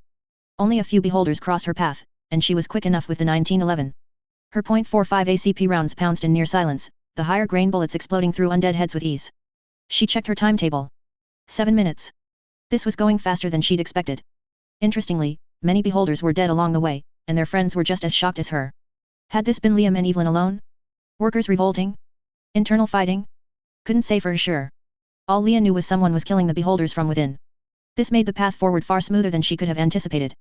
And yet, Leah still struggled to make it through, her ruined muscles refusing to move at full strength. Even as she butchered whichever beholder that happened to be unlucky enough to go through the same hall as her, so many more weren't far behind. She was but a small piranha swimming through the ocean. With each drop of blood spilled, more predators circled closer still. It wouldn't be long before they had her surrounded, with or without this stranger's assistance. And so Leah moved onward, once again alone in her quest. She couldn't stop. She couldn't slow. Not when so much more was at stake. The world was burning down and her friends' lives were on the line, and she couldn't give two shits about herself so long as everyone else made it through. A small group of beholders clustered around her final destination, their guns aimed away from where she approached. Before the advantage could be lost, she put them all down in a volley of suppressed gunshots. Only their death gasps resonated out, buried against the louder cacophony beyond these walls. 5 minutes, 15 seconds. Barrels and boxes were scattered about the many resources that got sent in and out of this locale. A great sheet metal gate spanned the length of this chamber, rivaling the Styx itself. Pallets and shelves sat to either side, stretching out from the lanes of traffic where the trucks could stop. A catwalk ran along the length of this room, providing a vantage above all else. Leah took in all in sight, remembering her own words. There was no better way into Elysium than here, the loading dock. Provided that someone else made it through first. She checked her timer. 4 minutes, 50 seconds. No time to waste. Leah scaled the nearest shelf, threw open her bag of supplies, and went to work. Her devices would need to be placed perfectly for this to work, and that assumed the others reached their positions in time. One by one, she got everything ready. Enemy, a beholder shouted nearby. B2, chapter 36, the path to the light, 2. Damn it. Leah dove off the shelf before the bullets started flying. Barrels and boxes hissed against the gunfire. She rolled from one to the next, keeping ahead of the shots before they could land, then sent volleys of her own in retaliation. It was no use. The beholders had summoned reinforcements and claimed the catwalk before long. Do you see where the traitor went? One shouted. Another sneered. No, this is one of the heretics. Then he is still free. Kill her, another ordered. They must be working together. Together? So, she wasn't the only one suffering from a turncoat problem lately. Who else had broken through their indoctrination to get them so spooked? Stop. I know this heretic, another more familiar voice rose above the others. Come out, Leah. I know you're in there. Leah grit her teeth. This motherfucker right here. So that's how it is now, huh? She shouted back. Having a seat at the table wasn't good enough for you? Thought you'd throw everyone under the bus to get it all. The asshole snickered. It is as I told you before, Leah. These people are quite a beauty to behold. They get so much more accomplished than we could ever dream. She checked her satchel again. 3.5 minutes. Still had a third of her devices not placed. She sighed. This would have to do. There was no way to plant more. Not without them becoming wise to her trap. Always wondered which of us would fold, Leah called out, hoping to buy more time instead. Guess I shouldn't be surprised. Someone had to have given Abraham the heads up about my plan to assassinate him, and of everyone on the council, you were always the greediest piece of shit, Sinclair. Believe what you will, he said. It matters little now. Leah stepped into the open, her arms in the air and eyes fixed on the beholders in front. Her former ally sat in their center, his simple cloak a pure white between the squad of black. A simple yet clear rejection of the world he'd come from before. Rifle barrels narrowed onto her, but nobody shot. They wouldn't. Not until their new boss gave the order. She focused on him instead. Tell me, Sinclair, was it worth it? Is there God's love more worthwhile than that of the people whose lives you threw away? His whitened teeth glinted under the fluorescent bulbs, his skin as polished as ever. So narrow-minded, Leah. Who says I have wasted anyone's life? By my count, your combative nature has driven us to this place. You were the one to try to purge their hierarchy, after all. The beholders merely responded. Without your intervention, this would have been over ages ago. And without yours, we'd be amidst a gilded age as we speak. With you sitting at the top, huh? A couple more bookshelves full. Sinclair scoffed. Do you really think all I care about is lining my pockets with a few picks? Can the bullshit, Leah said. We both know why you did it. Do we now? If not for power and profit, then why choose the beholders over the rest of us? Instability is hardly your modus operandi. He beamed. Don't you understand, Leah? Because this is for profit. Not just mine, but for us all. What the beholders have created is the greatest profit in this world. Leah blinked. Hey. You still don't see it, do you? By putting all our faith in the hands of the Lord, the beholders are capable of toiling endlessly without cost. No hidden fees. No resources spent. No bureaucratic waste. Only the power of collective faith is necessary, and faith in him is infinite. His scarlet eyes burned bright in the dim room. This is the ultimate form of our capitalist system. The perfection of industry. Through the strength of the Lord, our entire economy will enter a new frontier. One devoid of the inefficient suffering that we have become so accustomed to. An endless, flawless growth. He stared down his nose at her. Don't you see how much better that is of a goal than a few meaningless books? Leah stared at Sinclair. At this advisor turned enemy. She watched the merciless titan who placed profit above all else. And she guffawed, loud and long. Oh, what a fucking joke this is. Sinclair's eyes twitched as Leah laughed out loud, too trapped in the hilarity of it all to care about his sensibilities or trigger happy grunts. She slapped her knees, chest hunched, trying to keep her sides from splitting. I'm sorry, she said, wiping a tear away. I really thought you were playing some four-dimensional chess here, Sinclair, but you're more of a fucking moron than I first thought. She looked into his eyes. Into the forced faith beneath. You really thought you'd be spared, didn't you? Was it your ego that made you think they wouldn't baptize you too? Those same eyes twisted to fear as he inched forth. What do you know of the Lord's power, Leah? You never got to behold what we have. He will save this world, and there is nothing you can do. She stole a glance at her watch. Only a minute and a half left. She just needed to buy a little more time. You're delusional, Sinclair, Leah said. You didn't behold anything, and you aren't bringing about some golden era for our race. Abraham used you to get to me, just like he's used everyone else. Now, you're no more than a puppet to him, to be tossed aside at the slightest inconvenience. These aren't your choices anymore. They're just his propaganda coming out of your mouth. You are wrong, he snapped. I make my own decisions.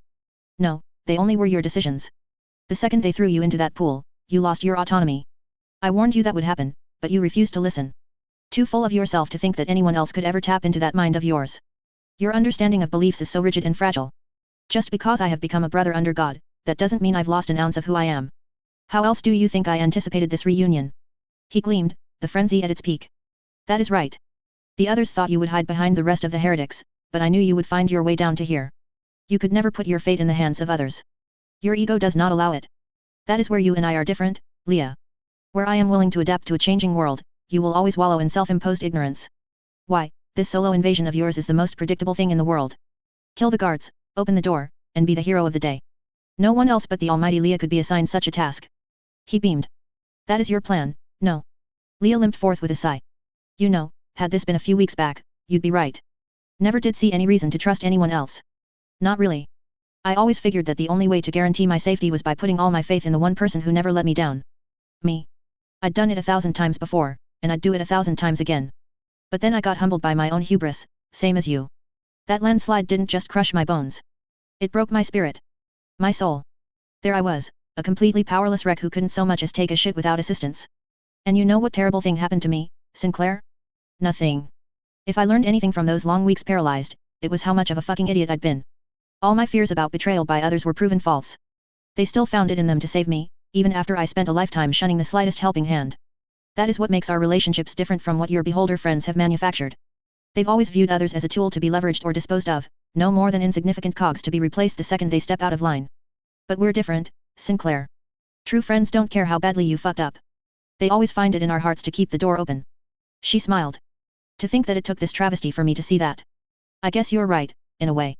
I'd been stuck in blind ignorance. Too arrogant to see that my lonely prison was of my own making. But that is the nature of life, isn't it? It doesn't matter how long we've been stuck in the dark. We can always find our way back to the light. And it will always be there so long as we reach out to our friends. Sinclair stared on. Such profound words. And yet, you still fell into the very trap you purport to be against.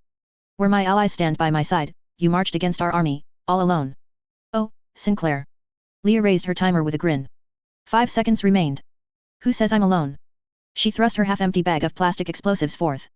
As the timer reached 0, every bomb inside went off. And not just there. Plaster shot out from the roof where Leah had placed the other charges, strategically above the main door where the foundation was weakest. Smoke and fire billowed out, but it was the ropes that dropped through that put the rest on edge. Her allies rappelled through the opening, their automatic spraying into the shell-shocked beholders. Flamingo, Karen, the other hunters, even Dwayne. All of them had shown up for this final breach, despite the risks. The room flashed bright with so many bullets being unleashed. The beholders crumpled against this sudden ambush. Why wouldn't they? They couldn't fathom placing so much faith in their fellow man. Leah trusted the others to see this attack through, and they trusted her to lay the groundwork.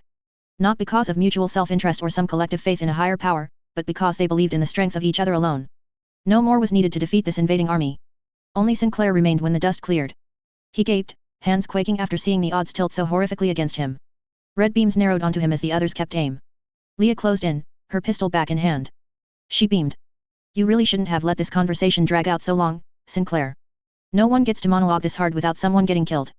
Wait, he started, but Leah already pulled the trigger. The .45 pierced through his skull, and Sinclair fell without another sound. That's one asshole down the drain. Dwayne lowered his rifle. Area's clear, boss. How's topside looking? Leah asked. Beholders still on the retreat, Karen said, reloading his M16. Looks like many are falling back. Where they going? No idea. He held the radio close. But whatever they're up to, this breach has them more panicked than we thought it would. Abraham's already evacuated, heading east. Leah shook her head. It isn't us that has them so worried. What makes you say that? Because someone else has come through here first. She studied the next hallway, leading deeper into Elysium. Black blood caked the walls and floor, with Inquisitor bodies eviscerated along the way. It looked like a bulldozer went through. Who the hell could have caused this? B2, Chapter 37, Pale Horse, 1. For the Lord himself shall descend from heaven with a shout, with the hoarse voice of the archangel, and with the trumpet of God, and the dead shall rise first. Father Abraham, the Holy Word. 3 years after. The Lord is my shepherd. I shall not want. Brother Ezekiel cleaved through the nearest inquisitor, his bow staff smiting his enemy before he could raise that infernal machine gun. His former brother fell with a gasp, body shattering in two as it struck the ground. More bullets flew, but Ezekiel dashed into cover before they could land a killing blow. A predictable click echoed out moments later, followed by another grunt. He used the opportunity before it was lost, leaning out with his own pistol ready. His enemy's pupils widened, too trapped under a false faith to see how far he'd wandered astray. Ezekiel brought him down too with a pair of shots to the head. The automatic rifle fell uselessly to the side. He wheezed for air. A dozen crossbow bolts poked out from his body where he had been hit, and even more blood leaked out from countless bullet holes. It was a miracle that he could still move at all, let alone stand. Praise be to the Lord for gifting him this much strength. But it would not last forever. That much became clear the deeper he went through these profaned halls. With blood spilling and his muscles torn, his strength and speed became lower with each engagement. The devil also taunted him at the back of his mind, blurring his vision as sin continued growing. Brother Ezekiel shook these dark thoughts off. It did not matter what happened to his life or soul after, so long as he saved Liam and his family now. But where could they have gone? Ezekiel studied these halls with disdain. Though Abraham considered this place his new tabernacle, it was but a poor facsimile for the splendor that they had created before. What value did these concrete walls bring when they were recycled from a sinful world? The love and toil of his brothers and sisters were worth far more than this cold, ugly fortress. Just more proof that his faith is gone, Ezekiel reminded himself. That he'd been so willing to replace their beloved community with Hades' old fortress showed how much the father had drifted from their vision of a humble congregation who relied on God's love alone. With a heavy heart, Ezekiel replaced the magazine from his stolen pistol and continued on his quest. Another pair of white-clothed brothers crossed his path, their eyes frenzied as they charged forth. But they lacked heavy armament of their own, so Ezekiel shoved his way through, merely shattering their limbs so they could not chase. They cried out in rage as he marched onward. He needed to move faster. The text in the Holy Word was explicit about the ritual that would be performed next. 7 angels would pour the bowls of judgment in quick succession, and the earth would shatter when God's vessel absorbed this collective sin. Many sermons had been held on the 7 bowls of judgment as Abraham and the friars debated their significance, along with how they might manifest.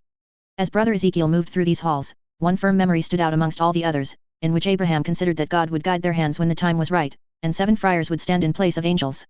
Would that be how Abraham believed this would end? Did he now think himself bold enough to behave in God's stead, using his congregants as mere pawns to force an act that was supposed to be ushered in by divinity itself? Leah Fenix was to make this choice on her own when the time was right. To betray her rights would be a violation of their sacred beliefs, a spiritual rape without equal. How could the Lord smile upon them, were they to betray his trust so flippantly? No, Ezekiel could not leave this to chance. His own vows under God took precedence, even against someone once as venerated as Father Abraham. The concrete maze quaked each second, the battle raging beyond the metal bars that solidified the outer rim. Sconces flickered with each explosion, their shadows dancing and twisting like bloodthirsty demons, feasting on the suffering within. The air held a heavy tang of gunpowder and brass, an undertone of death pervading all. And Ezekiel pressed deeper, his legs struggling to maintain an even pace. He could not stop. Not when his brother's family remained in danger. He reached an opening. This passage split apart like the inside of a prison, with iron-wrought railings running along opposing walkways and a gap within the middle. Bridges intersected between. Gunshots rang out nearby. Liam. Ezekiel sprinted forth, ignoring the growing sin. He was close now. He could taste their flesh nearby. He turned a corner and grinned. Liam knelt down ahead, his brown hair matted beneath an acrylic mask as he floundered with a screwdriver, removing the locks from a steel-encased door. A handful of bodies lay sprawled between, their scalps torn asunder through rifle shots. Ezekiel breathed deep and took a step forth. Until he saw the red dot narrow onto him. A second human kept watch by Liam's side. Female. Evelyn's eyes met his own, dark as death. Another chunk of flesh ripped from his shoulder as Ezekiel dove into cover. He rubbed the new wound and winced, more ichor sprouting free. Hurry up, Liam, Evelyn said. We've got another.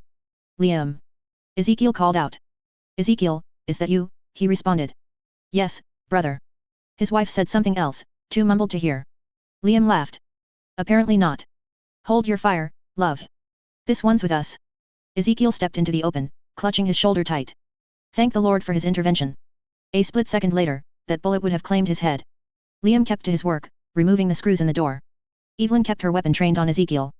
Lower your gun already, Liam scoffed. Evelyn stared deep. He's the one who caused this mess. Look, I don't have time to explain, but trust me on this. Ezekiel's one of the good ones. She lowered the barrel an inch, but still watched back with venom in her gaze. How are you doing, Liam? Ezekiel asked. Better than you, I'd reckon. I have experienced worse. He looked around. Where is your daughter? Your father took her, Evelyn said through clenched teeth. Ezekiel grimaced.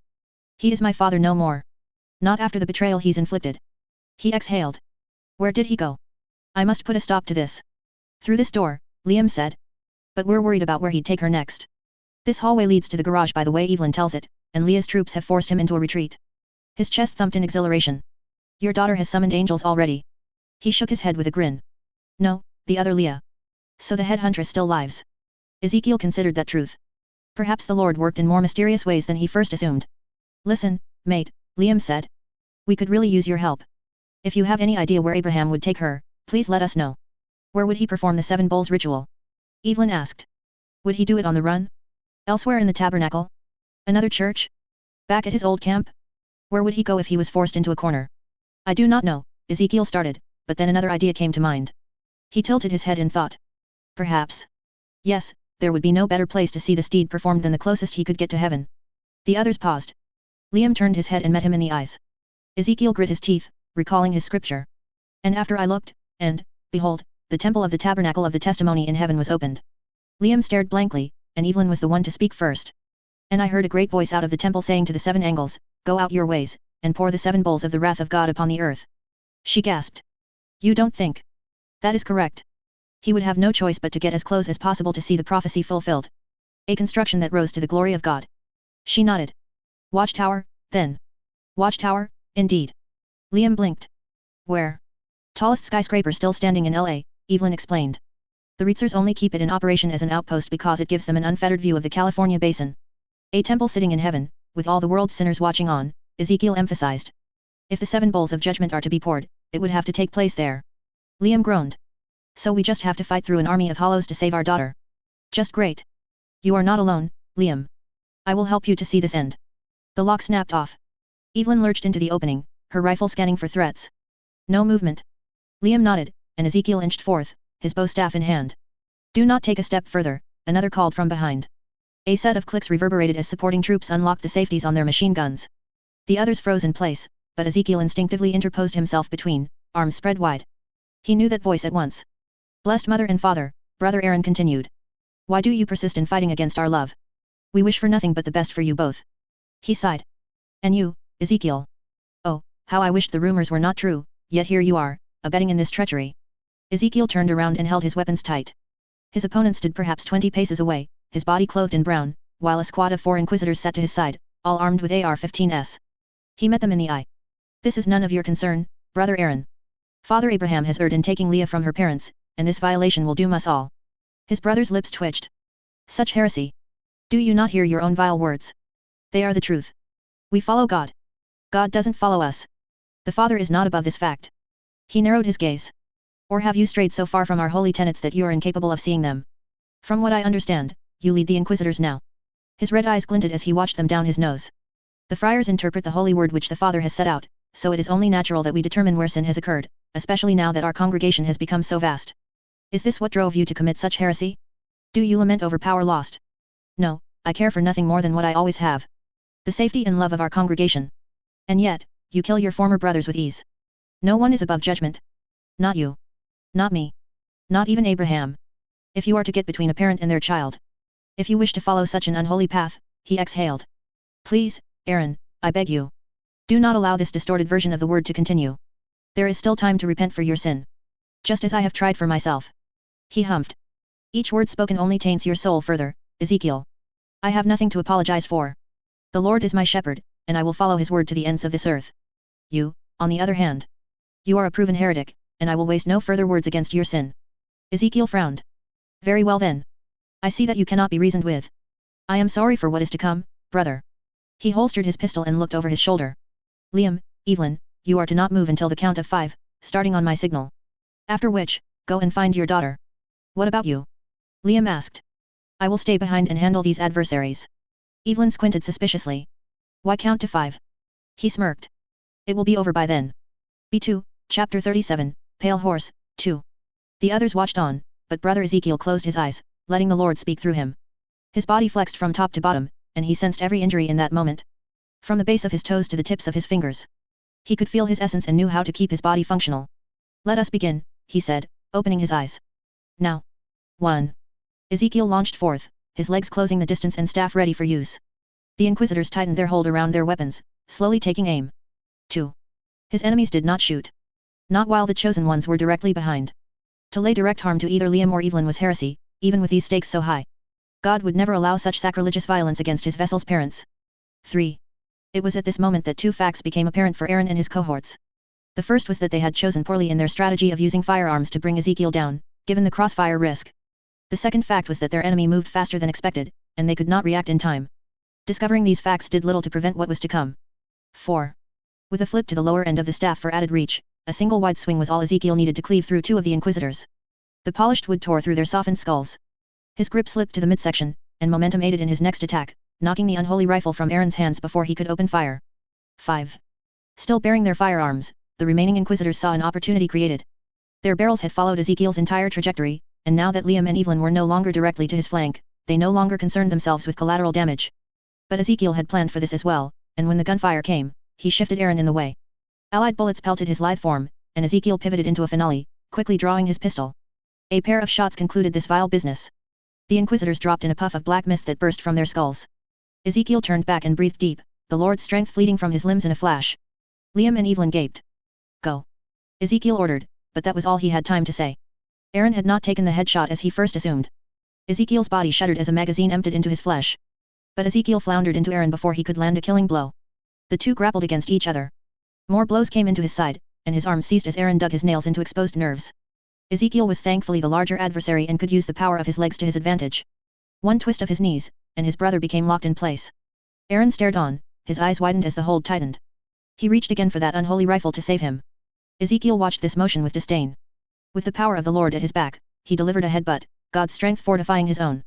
Aaron did not even have time to gasp as a larger skull caved into his own. Gore splattered against Ezekiel's rotted cheeks, the taste of his brother's grey matter now clinging to his lips.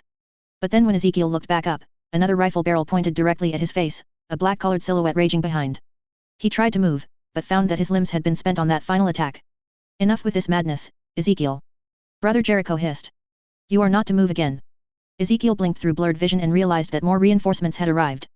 Another troop of 10 was closing the distance, their forms framed in black, with Jericho leading the charge. And his muscles had finally failed him. He wheezed. But it seemed that Liam and Evelyn had heeded his call and shut the steel door behind, even ramming a metal rod so that none could pursue.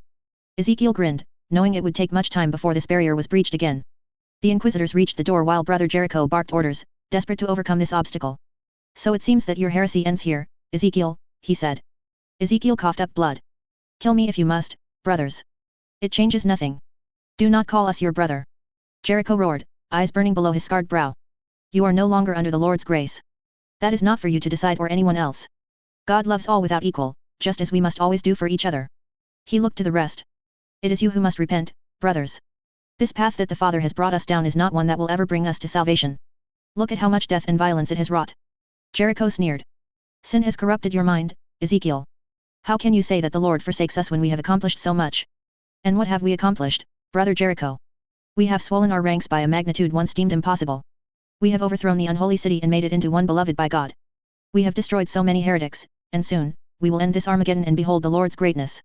Why, our brothers have never been stronger than now. He clenched his fists, his maroon eyes on fire. All of this was accomplished by thrusting aside those arbitrary rules you insisted upon.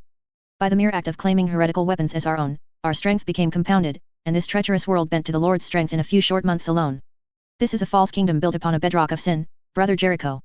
It does not matter how large our congregation becomes or how many heretics we defeat. If we abandon that which made us pure, it accounts for nothing. He grit his teeth. I used to respect you, Ezekiel. But I see now that you are weaker than I believed, and would never be able to bring glory to the Lord. Were we to have followed your ways, the head huntress would have exterminated us during the first sortie. You clearly know nothing of God or what it means to lead inquisitions against sin. He narrowed his eye into the rifle's iron sight, ready to kill. If that is all you have learned about being an inquisitor, then I must apologize to you, Jericho. I failed as your brother to instill one simple truth. He raised an eyebrow, amused. And what is that? Brother Ezekiel stared straight into his eye. God's true warriors need no weapons. It all happened in a flash. Strength returned to Ezekiel's limbs, and he flew straight up, as if raised by the Lord himself. He clenched his fist and dove forth. Jericho and the others opened fire at once, but it did not matter. Brother Ezekiel was no longer in control of his body. The Lord blessed his movements as he weaved in and out of the combat, smiting these misguided soldiers left and right. It was not without error. Ezekiel lost a forearm against one brandishing a sword, and a shotgun blast exploded the last fibers in a knee. But Ezekiel's frame merely pivoted to compensate. Like a ray of light cutting through a storm, he carried on with torn bones as his blades.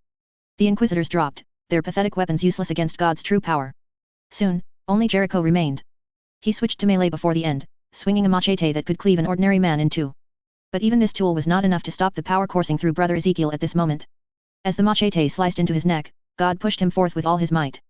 The two bodies became one as momentum carried them over the iron-wrought railings. They fell below. Ezekiel gasped as he struck the ground, his strength once again extinguished. He glanced to his side. Jericho stared up, his jaw dropped and eyes empty. Grey matter leaked from his cracked skull where he struck the ground. Ezekiel grunted, unable to do anything else. "Thank you, my lord." Regardless of what came next, Ezekiel had been given a chance to repent for his sins. After all the violence and hatred he had committed, the Lord had not forgotten him nor turned his love elsewhere. He had done what he could to save another in need. Yes, that would be enough to let him rest easy. The blurred vision tightened into a tunnel the longer he lay in place. A bright light flashed ahead. He did not have much time himself. Of this, he was certain. The light grew ever brighter. Voices began to echo out. "Holy shit," one said. "Did one of our crews get here first?" "Think they did this to themselves," another replied. "So distant." Well, a third said, "This one female. Looks like we find our guardian angel." A face appeared in front of his own. The mouth was obscured beneath a veil of burgundy cloth, but the eyes pierced deep into his soul from within a pale sea. Violet, like the flowers that bloomed when the Virgin Mary was told of her immaculate conception. "Looks like we're too late," the woman said. Ezekiel did not understand these words, but as the world dimmed further and this pale-faced wraith hovered in front, he remembered another line from the Holy Word, now amended to accommodate this new vision. "And I looked, and behold, a pale horse," he recalled. Her name was Death. B2, Chapter 38, The End of Days, 1. Sometimes, being a parent is easier than you think. The moment your kid's at risk, you just do what you gotta do. Nothing more to it. Marquise Jones, unnamed. 5 months after. "Just a little further, Dad," Evelyn whispered. "We're almost there." They pushed through the brush as distant shouts echoed. Evelyn clutched her rifle tight with one arm while Dad wheezed over her shoulder, his body quaking. All they had to do was make it to the car. Then, they'd escape these monsters for good. "No more," Dad gasped, squeezing her shoulder tight. "Let me down, Evelyn." "Can't," she started, but he had already shoved himself off. He winced as his body floundered into the nearest tree, eyes closed and hand on his chest. His mouth gaped wide, blood trickling out. "What are you doing?" Evelyn panted. "They're getting closer." But Dad said nothing as he kept his head still. Evelyn gulped. She didn't let herself look at the pallid sheen his skin had gotten, nor the blood that just kept leaking out from his gunshot wound. She didn't fixate on his broken glasses either, or the arms that had gotten so thin and wiry after so much time on the move without rest.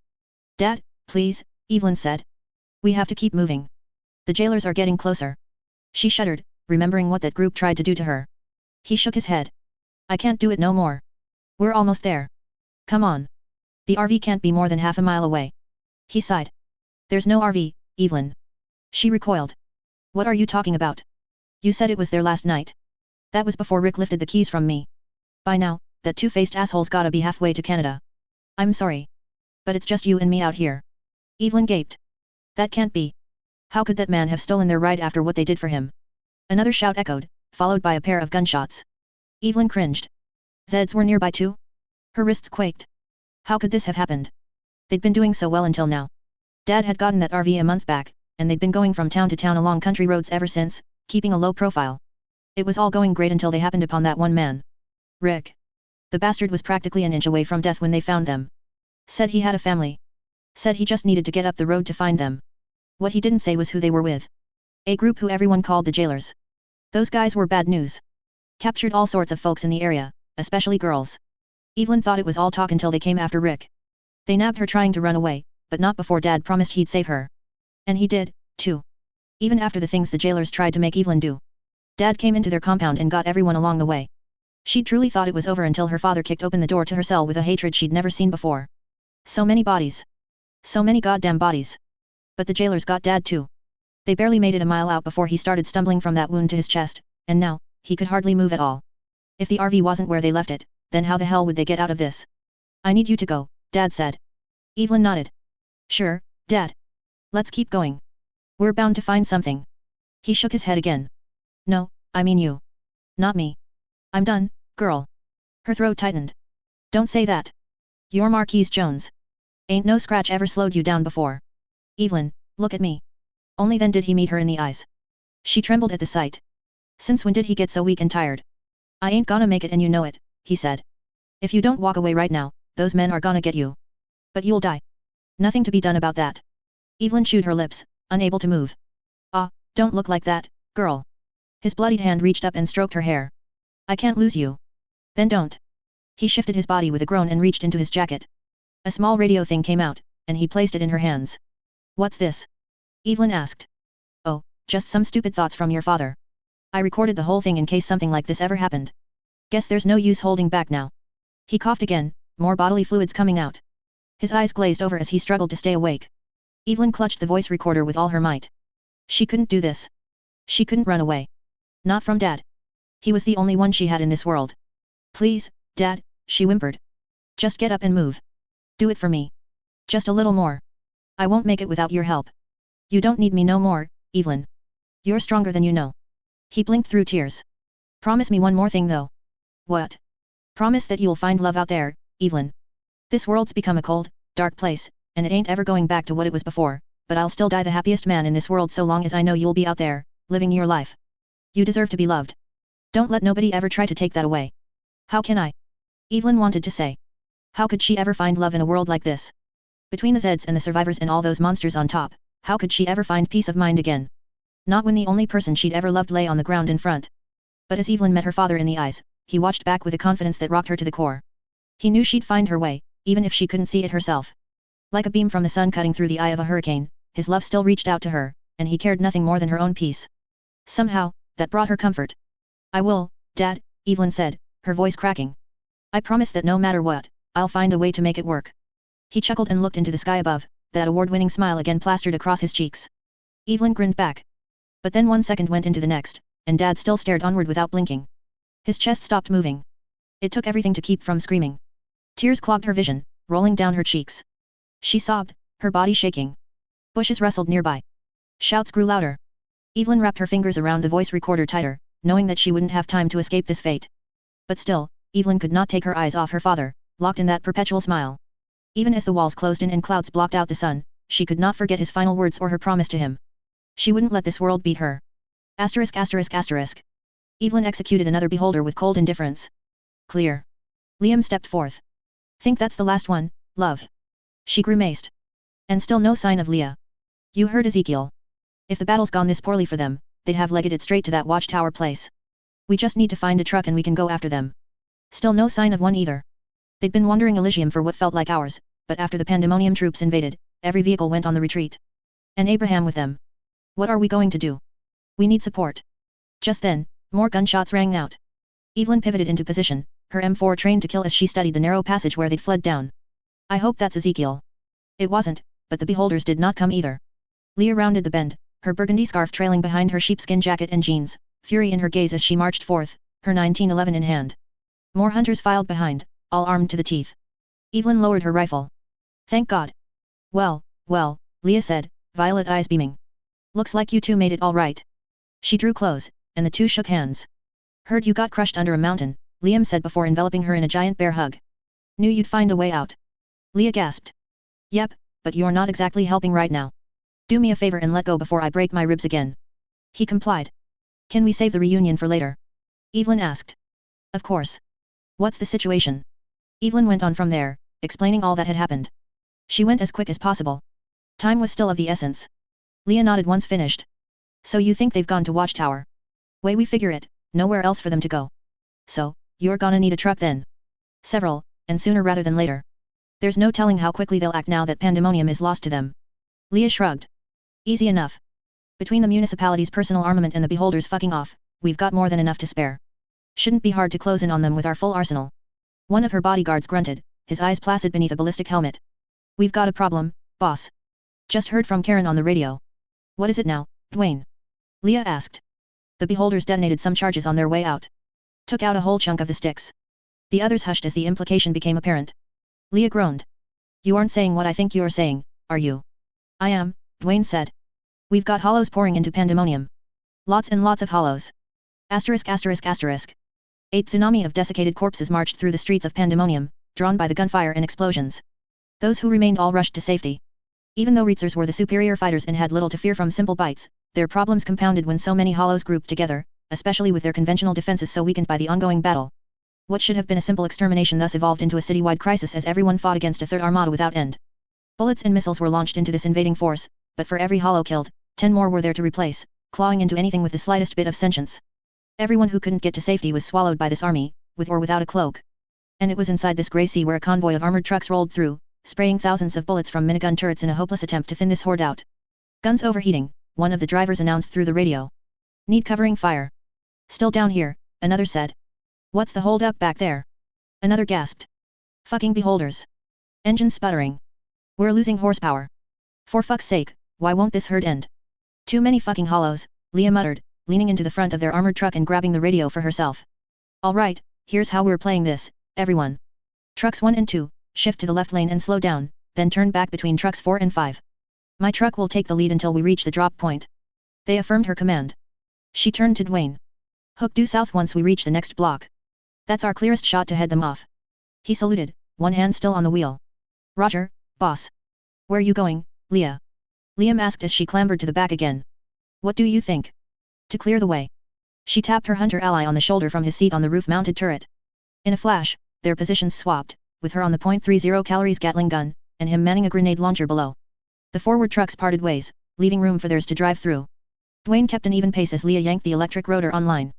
6 barrels of destruction spun into motion. The headhuntress concentrated all her firepower into hollows in front. Corpses evaporated from where her bullets splattered through the endless herd, forming an open line. Brass casings rained from above as they roared out of the rotary barrels, countless times per second. And Evelyn watched from the back, her eyes fixed on the horizon. Watchtower protruded out from the ruins of Los Angeles, a lone monument reaching into the heavens above. It was there where Reitzers kept an eye on all activity inside the California basin, and it was there where they would have to go next. We're coming for you, my baby girl. Just hold out a little more. The truck shifted south, with Leah eviscerating more hollows between. Some of the rearward trucks took the cue and launched grenades of their own, opening the path further up. Viscera continued to burst through the air. Best place to shepherd the hollows is that park a mile south from here. Leah shouted over the roar of her turret. We make enough noise and they'll be drawn there instead of the city. What about the north side breach? Dwayne shouted back. Karen's on defense. We'll have to trust that he can see that fight through once the herd slows down. She glanced over to Watchtower as well. We've still got our own war to end. Tell everyone else to keep the hollows busy while we head for Abraham. Understood. He relayed the commands through the radio. The other drivers echoed their agreement, seeing the headhuntress in action. The hollows were truly unending. Evelyn's vantage inside Pandemonium had not done this herd justice. Father Abraham hadn't just lured a handful of undead into this valley. He'd practically cleared this side of the country of anything that could move. Millions had been brought into this valley, if not more. After this I looked, she considered. And behold, a great multitude that no one could number from every nation, from all tribes and peoples and languages, standing before the throne and before the Lamb. Sure, like all else, much of the translation became lost in Abraham's version of Revelations, but this was an uncanny appearance that could not be denied. An Armageddon had been unleashed, flooding the valley with an army of the dead. If there ever was a time for the skies themselves to open and the world to end, it would be here and now. Evelyn grit her teeth. They didn't have much time. The trucks reached their destination, an open park stretching for several acres. Leah relayed more orders. A group of hunters quickly set up pyrotechnic launchers while the others formed a perimeter. Fireworks exploded above soon after, drawing all hollows within miles and thinning the wave that wandered through the sticks. The trucks laid into the incoming herd with all their might. Not their truck though. Leah took their 2 strongest vehicles and soared due east, heading straight for downtown LA. The roads cleared up soon after, and all the hollows' attention focused on the fireworks display behind. What few undead that crossed their paths were quickly crushed beneath heavy-duty tires, no more ammo wasted. The closer they drew, the more Watchtower climbed in prominence. Even before the hollowing, this skyscraper was one of the most iconic in Los Angeles, shaped like a tall, round tower, with a crown that framed the rotunda on the final floor. White stone encased crystalline glass sheets along its length, now reflected grey under an overcast sky. The whole monstrosity stood well over 1,000 feet tall across 70 stories. It rose as the singular monolith too. All nearby buildings had either fallen through the occasional earthquakes that plagued this part of the world or by controlled blasts from the Reitzers to keep its foundation from ever getting compromised. And to Evelyn's dismay, a second sea of hollows had congregated nearby.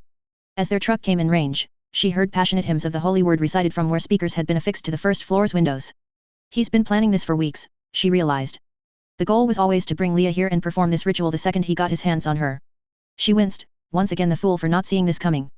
Bloody hell, Liam said as he eyeballed the hollows. How are we getting through? Leah beamed from behind her turret. Same way as always. She activated the electric motor again, prepping for another slaughter. But the windows suddenly lit up as enemy muzzles flared to life, pelting their vehicle under waves of bullets. Dwayne swerved further down the street and Leah dove into cover as the gunfire rocked the truck's frame. The other truck screeched to a halt behind. Damn it, she said. Anyone got eyes on them? Evelyn nodded. Second floor. I'd say 8 shooters, give or take. Any chance you can take another angle, Dwayne? He shook his head. Street's too crowded, boss. We're lucky to have gotten this close. Speaking of, hollows hobbled into view, drawn by the vehicles. Hunters leaned out of the other truck's windows, laying into the crowd. They dropped as quickly as they appeared, only to be replaced by more. Others filed in from adjacent streets, moments later. Leah stroked her scarf. Not good. Can't get too close without losing any cover that turret gives, but we won't have much time to get indoors before they send out their trucks as reinforcements. The radio crackled. We've got movement over here, Leah. It's coming from the garage. You've got to be kidding me. Already. Evelyn watched the hollows getting murdered behind, her brow hardened. They were so close. Too close to not risk it all. Not when their daughter's life was in jeopardy. How far you think it is to the door, Liam? She asked. 100 yards, give or take. I'd say so. Why?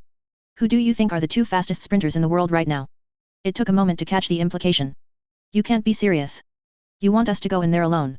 Yes. This is our baby girl, honey, and we don't have time to waste any more. His eyes widened as he considered the prospect, but as he watched that same building as her and understood their circumstances, his cheeks turned bright red. He grabbed her hand. Let's get our daughter. She smiled, her heart fluttering. Leah, do you think you could cover our approach? You mean from the army of rabid undead and shooting squad of cultists? For you, why the fuck not? She climbed back onto the turret and signaled the other car. Distant hunters gave the thumbs up before doing the same. You won't have long. Once those trucks hit the road, we'll be bogged down taking them out. Evelyn nodded. Understood. Then let's get this over with before the moment's lost. She and Liam leapt out of the truck, blocking it from Watchtower's line of sight. The two thrust their acrylic visors down and tightened the straps of their hardsuits, guns ready for use. Dwayne reversed as the minigun spun into motion again. Bullets clattered against the truck the second they entered the main road, but Leah unleashed a torrent of her own. Glass and concrete exploded from the second floor. The shooting stopped. Go, go, she ordered. It all became a blur. Evelyn rushed forth with all her speed, Liam by her side.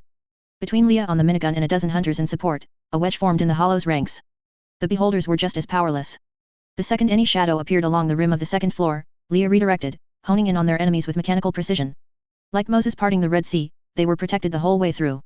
They reached the door, and Evelyn gave their guardian angel a final salute before dipping in.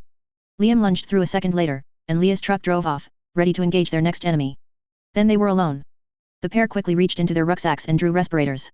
Now that they were in close-quarter combat, they needed every ounce of protection they could get. But Evelyn studied her respirator for a moment, with the faux fur padding and matte black plastic frame. The very same given to her at the start of the outbreak, once again needed to save her daughter's life. She slipped it over her mouth and lowered the visor again, covering her face beneath a veil of cold rage. Not even God would get to see what came next. B2, Chapter 38, The End of Days, 2. In and out, Evelyn. In and out. The air recycled through her respirator, flowing at a metronomic pace. Evelyn's mind remained blank as she marched forth with her husband by her side, M4 raised. She didn't see the darkened hallways with an infinite number of hidden threats or the hollows that slowly limbered behind where they had broken through the entrance as well. No, Evelyn saw nothing other than the stairwell in front. She only saw Leah's scared face, alone with no one to bring her love. The two raced down the hall as one. No words were needed. No decisions to be made. Both knew the priority at hand, and how little time they'd have. Abraham's voice thundered through the building's speakers as he recited the Book of Revelations. Only so many verses left before he reaches the bowls. They had to hurry. They reached the stairwell and pierced through the narrow gap between. It winded up, and up, and up. Out of view, with only the tiniest sliver of light at the top. Liam's eyes glazed over as he took in the full scope of this beast. How many flights did you say again? She sighed. Too many, honey. We're gonna have to move double time. A hand suddenly flashed into view a few floors up, dropping a small object. It clattered at their feet. A grenade. Evelyn scooped the grenade up and threw it back at its sender. Not a second too soon. The upper floors vanished under a cloud of fire and shrapnel. Grunts rolled out. More shadows appeared behind them, but Liam laid into the beholders before they could get close. The bastards dropped as shots took them in the heads. The two nodded and moved, their guns scanning for threats in front. Movement appeared under the screen of smoke as they reached the second floor. They both fired at once, and the beholder dropped. Another appeared an instant later, only to face the same fate. They kept moving. Floor by floor, the two marched up the staircase, their weapons ready for use. Each level was identical to the last, save for a single number identifying where they were. 3. Whenever the slightest hint of a threat appeared, both exterminated it on sight. A few shots came in retaliation, but the beholders had concentrated their forces when fighting the trucks and were too slow to respond. 20. The further they climbed, the slower it became. Their stamina began to slacken, and it became harder to concentrate. It wasn't long before each took turns, with one keeping watch while the other lowered their gun to save on energy. Even if they couldn't stop for a second, this was now a marathon and not a sprint. 30. More inquisitors rushed down, ready to stop them at all costs. Their shots were precise as they tried to bring the two humans down, but Evelyn and Liam were the more experienced marksmen, and did not let these monsters get in their way. The firefights became sporadic as their enemies struggled to hold a defense. 40. Evelyn winced as a shot took her in the chest, but her attacker died a moment later. She collapsed into the wall, the air trapped in her lungs. Blood sprouted from the wound at once. She immediately probed along the edges, front and back. The sigh was heavy as she breathed deep, quickly taking bandages from her rucksack to stem the bleeding. Evelyn, Liam started. She groaned. It's fine. Love, you've been shot. The bullet went through. Nothing vital hit. She shook her head and stood back up, then lurched back into a march. Can't stop. Not for a second. She barreled onward. 50. Evelyn blinked through the pain, her breath gargling beneath the respirator and visor fogging with sweat. Liam was no better. Even uninjured, his older age was his enemy, and his legs quaked with each step. But neither slowed for long. When one began to fall, the other picked them back up, their shared adrenaline compensating for all else. This wasn't where their daughter died. 55. The Hollows weren't far behind. Though they moved at a snail's pace up staircases, they could keep doing so indefinitely, especially when motivated by the smell of blood. Evelyn's heart skipped a beat as their real estate lessened, with the beholders still holding their own in front, and the Hollows closing in behind. 60. Evelyn's feet dragged like lead within her steel-toed boots, and her arms shivered against the weight of her M4. Her hard suit was stained red where her bandage had been soaked through. Liam collapsed into the wall. Bloody hell, he gasped. And I thought you'd be the one suffering. Evelyn rubbed his shoulder. We're almost there, Liam. Just a little more. I'm only slowing you down, love. Go on. I'll take care of the Hollows while you get our daughter. Shades of her dying father flashed before her eyes, and she yanked him up at once. Don't you dare say that again. We're a family. We do this together, or we don't go at all. His brow furrowed with the realization, and he launched back into the climb without another word. 65. There wasn't much time or space left to work with. The Hollows were now trickling in, one after the next. Liam and Evelyn could only move so fast, their bodies at the cusp of collapse. Ammo began to get burned as they fought enemies on both fronts. The Hollows below, and the beholders above. 70. They were almost there. Just a few floors remained. But this part entered the open, with the rotunda looping around the last few levels and the ruins of LA sprawled away. With the fresh air seeping through the cracked windows, they hit their final burst of energy, sprinting up the last flights of stairs. 73. As they reached the end of the staircases, a flurry of bullets clattered out a barricade at the top. Evelyn dove back into cover, but even that respite was non-existent. Hollows floundered around the bend where they had come, their mouths salivating for the meal before them. Liam fired into the rear while Evelyn tried vainly to get a clean shot against the beholders. Both sides shifted positions, with the Hollows closing in and the beholders moving to flank. She fired with all her might, but they did not go down. Then she heard a sound pervade through all else. A whimper. A sob. A baby's cries. Her baby. And Evelyn saw nothing but red. With a shriek, she ditched the M4 and sprinted forth, her body now numb to pain. The Inquisitor's eyes bulged, seeing her rush straight on, but her hands moved on their own accord and swapped to the Sig Sauer before they could react. She put her enemies down without batting an eye. Undead brains shattered against her fury. The way was clear. Liam scrambled behind and thrust the beholder's barricade to block the stairs. Evelyn swapped her half-empty magazine for one now full. Only a single door remained at the center of Watchtower's rotunda on this uppermost floor. Their daughter wailed within. They kicked the door open in unison. 7 friars formed a circle around a central bath, with Father Abraham in the center, raising their daughter high. All heads twisted their way, their devout faces shifting to frenzy the moment they made eye contact. The friars dropped their bowls and rushed to intercept them at once. Pop. Pop. Pop. Pop. Evelyn and Liam wasted no time in executing these monsters. Leah's wails peaked as she flinched against the gunfire, clothed in a white dress, clean and clear as mountain snow. Only Father Abraham remained. Still in his simple button-down and trousers, with the priest's collar on top. But as he watched his brethren get gunned down, he didn't quake in fear, nor look the least bit concerned. He merely grinned like a madman as he watched them both. Heavens, he shouted, cheeks spread wide. You've arrived just in time, blessed father and mother. Evelyn caught sight of the bath. Barely enough to support Leah's size, like the ones used to christen holy water. But the liquid within was viscous and tainted black, its composition fused with HBRS pseudocells. You put her down, right this second. Evelyn ordered. Now, why would I do that? We're so close to seeing the Lord return. The 7 bowls have been poured, and now God's wrath will come. No, it won't. You're only killing a little girl. Leah screamed in agreement. But Abraham smiled wider, his violet eyes alive in the shifting braziers beside. How can you say that, blessed mother? He brought miracles for you to witness, and he has done everything to bring us all together in this final moment of sweet revelations. Only through his power was this all possible. Except that he hasn't, she countered. I know the truth, Abraham. God has nothing to do with this. It's only ever been your lust for power. He scoffed. Do you really think all this could be the work of a simple man? Ridiculous. God created the holy word. God chose this pilgrimage. And God will see his kingdom reborn when his vessel purifies all the righteous in this world. I am nothing but his servant, as I have always been. Tears formed in his eyes. Don't you understand, blessed mother? This is what he wants. Can't you feel it? Up until this moment, Evelyn had known where Abraham stood. Just a greedy con man on a quest to dominate all that remained in this world. Another enemy to be put down without remorse. But as she looked into his impassioned eyes, she no longer saw the charismatic pastor with a brainwashed cult at his beck and call. Abraham was a true believer in his own righteous cause. People believe in all sorts of things, whether you try to convince them otherwise or not, he'd once said. The goal isn't to wonder why they believe. It's to question what you'll do for yourself. In an isolated world without hope, how better could one protect oneself from the cruel fate of the harrowing, but with an indomitable, unquestionable faith in something greater? How far would one go to see that vision reached if for no reason than to never see it challenged? There could be no greater existential risk than doubting this self-assured faith. That was Father Abraham, and only now could Evelyn pierce through the facade that not even he could see he'd created for himself. He was a simple man. A lonely man. So terrified of the dark that he clung to the tiniest sliver of light. Even if it meant burning anything in his path to keep the embers of hope alive a second more, that dream of God's love was all that kept him sane. With his world falling apart at the seams, there was nowhere left to hide but inside his own delirium. Evelyn let out a deep breath. What were his beholders and all they'd accomplished, but one man's fruitless attempt to stave off his own mental decay? Just an endless spiritual void that could never truly be filled. Why? Because it was built on his forced compliance, not authentic love. And where did Evelyn really stand in his eyes, but a fellow spiritual guide that he couldn't defeat through normal means? As this standoff came together, she could see this truth coming together, now framed under a new lens. Abraham had been so desperate since the beginning. So intent on proving his faith to Evelyn. Not because he wanted to convert her into some blind zealot, but so he could have nothing more than a single real friend in this world. Even in this moment, his devout eyes shone no motivation other than to have someone gift him that missing companionship. The one he'd never known for himself. Not really. It was a truth as heartbreaking for Evelyn as devastating for Abraham, but no sympathy could be spared here. Not when her daughter's life still hung in the balance. Evelyn dropped her pistol and raised her hands. You're right, Abraham. I didn't see it until now, but you've been right this whole time. God's speaking to me, and he's telling me the truth. Liam raised his voice, but she shushed him and advanced a step. Why don't we take a second, Father? Why don't we see his wrath wipe every sinner away?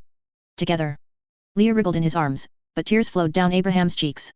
You can feel it, can't you? He asked, still locked in frenzy. You can feel God's presence. She took another step. More than that. I can see the end of the beholding.